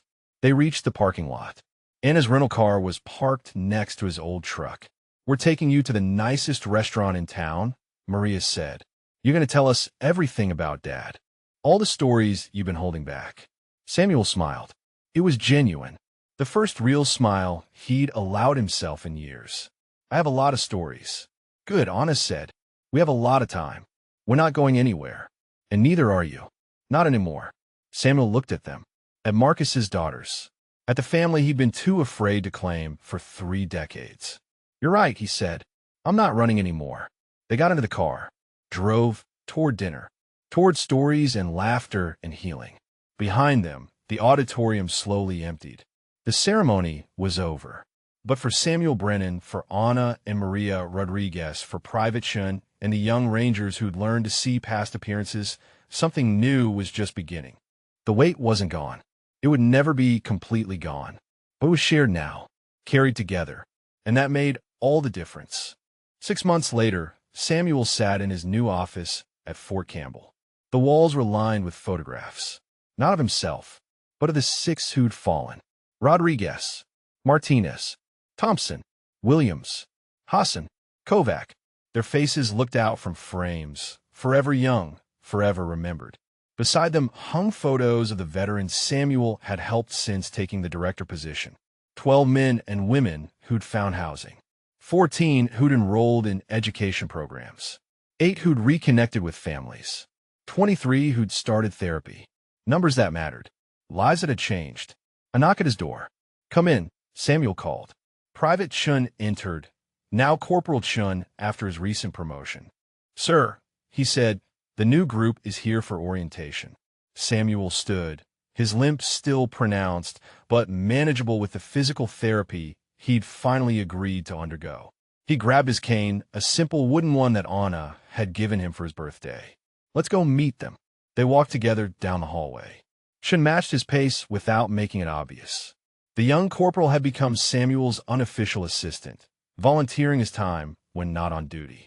The conference room held 15 veterans, various ages, various branches, all struggling with the transition from military to civilian life. Some were homeless, others were on the edge. All of them looked lost.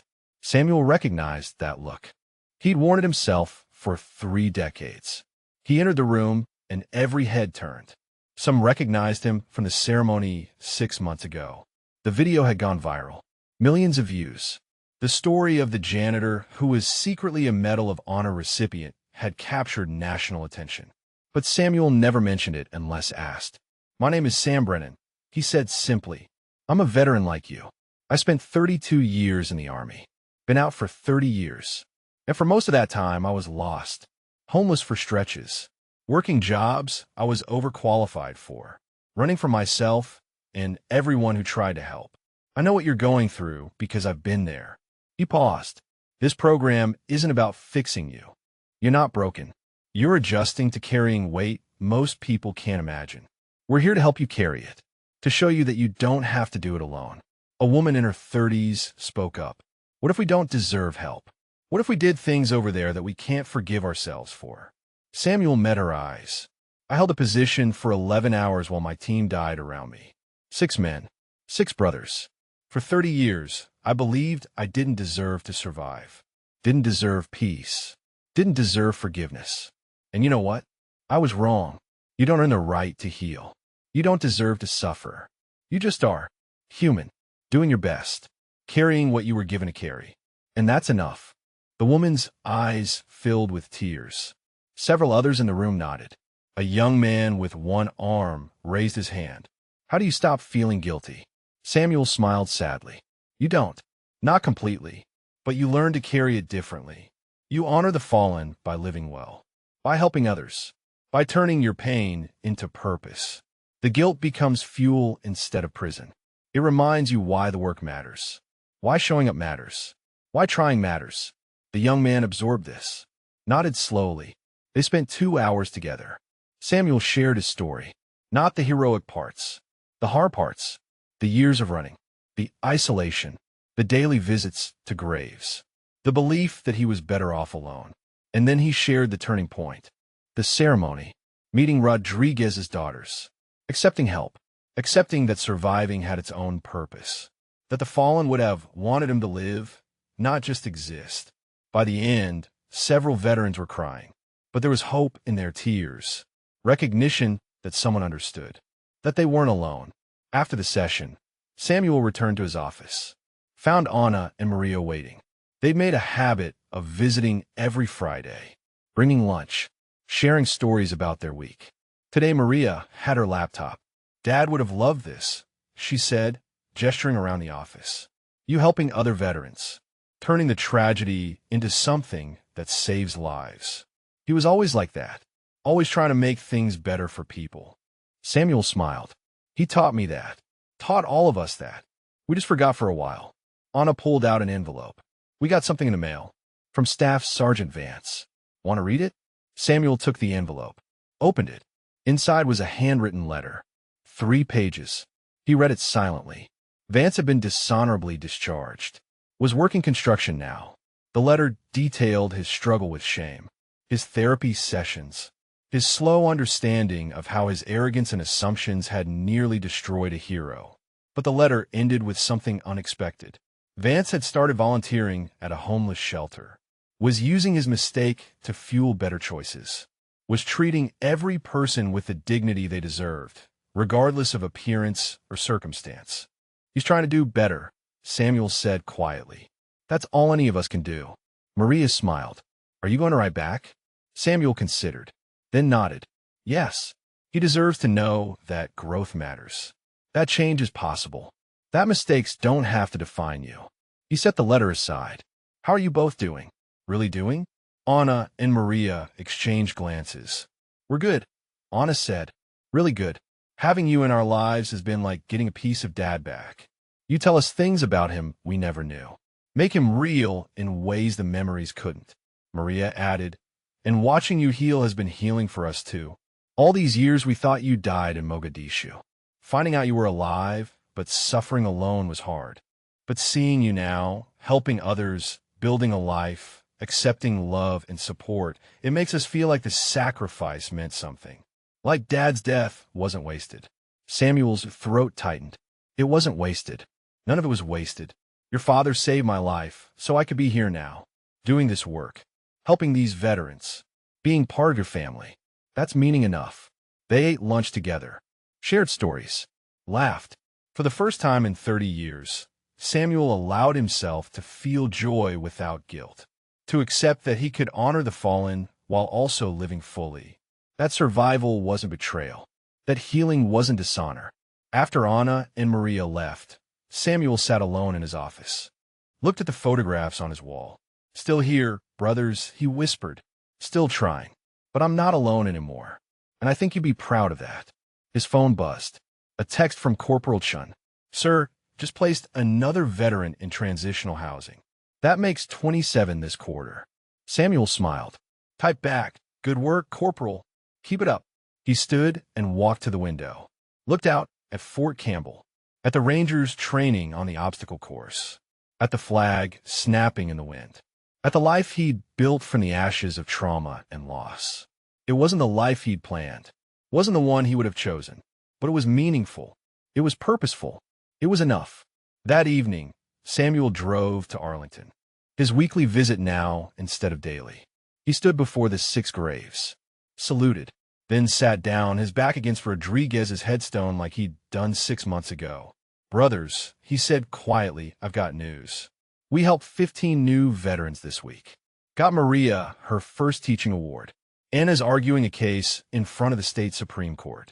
The hot protocol that the young Rangers started has spread to 3 other bases. And Vance, the sergeant who mocked me, he's volunteering at a homeless shelter now. Try to make amends. Try to do better." He paused, touched the cold marble. "I'm still here, Marcus. Still keeping my promise. But I'm not just surviving anymore. I'm living. Your daughters made sure of that. They forced me to accept that you didn't die, so I could spend 30 years punishing myself. You died, so those 23 soldiers could go home. So I could help others. So something good could come from all that pain. I understand that now." The sun set over the cemetery. Samuel sat in the gathering darkness and felt at peace. Not completely.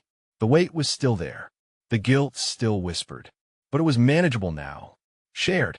Transformed into purpose. He stood slowly, saluted one final time, then walked to his truck, drove home to his new apartment. The one Anna and Maria had helped him furnish. The one that had photos on the walls and food in the refrigerator and felt like a home instead of a hiding place. He made dinner, called Anna to check on her case preparation, texted Maria about her award, reviewed files for tomorrow's veteran intake session. Normal things, human things, things he denied himself for 3 decades. Before bed, he stood in front of the mirror, the Medal of Honor hung on the wall beside it. He'd finally agreed to display it, not for pride, but as a reminder that the fallen deserved to be honored, that their sacrifice had meaning, that carrying their story was a privilege, not a burden. He touched the medal, then looked at his own reflection, an old man with gray hair and scars and a limp, but also a man who'd survived the impossible, who'd kept a promise for 30 years, who'd learned to transform pain into purpose, who'd finally accepted that being alive was not a betrayal, but a responsibility. Tomorrow he'd help more veterans find their way, would share his story to light their path, would honor the fallen by serving the living. And maybe, just maybe, Marcus and the others were watching. Maybe they were proud. Maybe they understood that he'd finally learned the lesson they died teaching him. That you don't have to be perfect to be worthy. You don't have to be unbroken to help others. You just have to keep trying. Keep showing up. Keep turning your weight into strength for those who need it. Samuel turned off the light, lay down in a bed that felt safe instead of temporary, closed his eyes, and for the first time in 30 years, slept without the nightmares. Because he'd finally forgiven himself, finally accepted that surviving had been its own kind of mission. And he was still here, still trying. But this time, he wasn't trying alone. If this story moved you, if it reminded you that heroes can be found in the most unexpected places, that second chances are possible, that dignity and service matter more than recognition, please take a moment to share it. And remember, every person you pass on the street has a story. Some of them might just be legendary. Look past appearances. Treat everyone with respect. You never know who you're really talking to. Thank you for watching.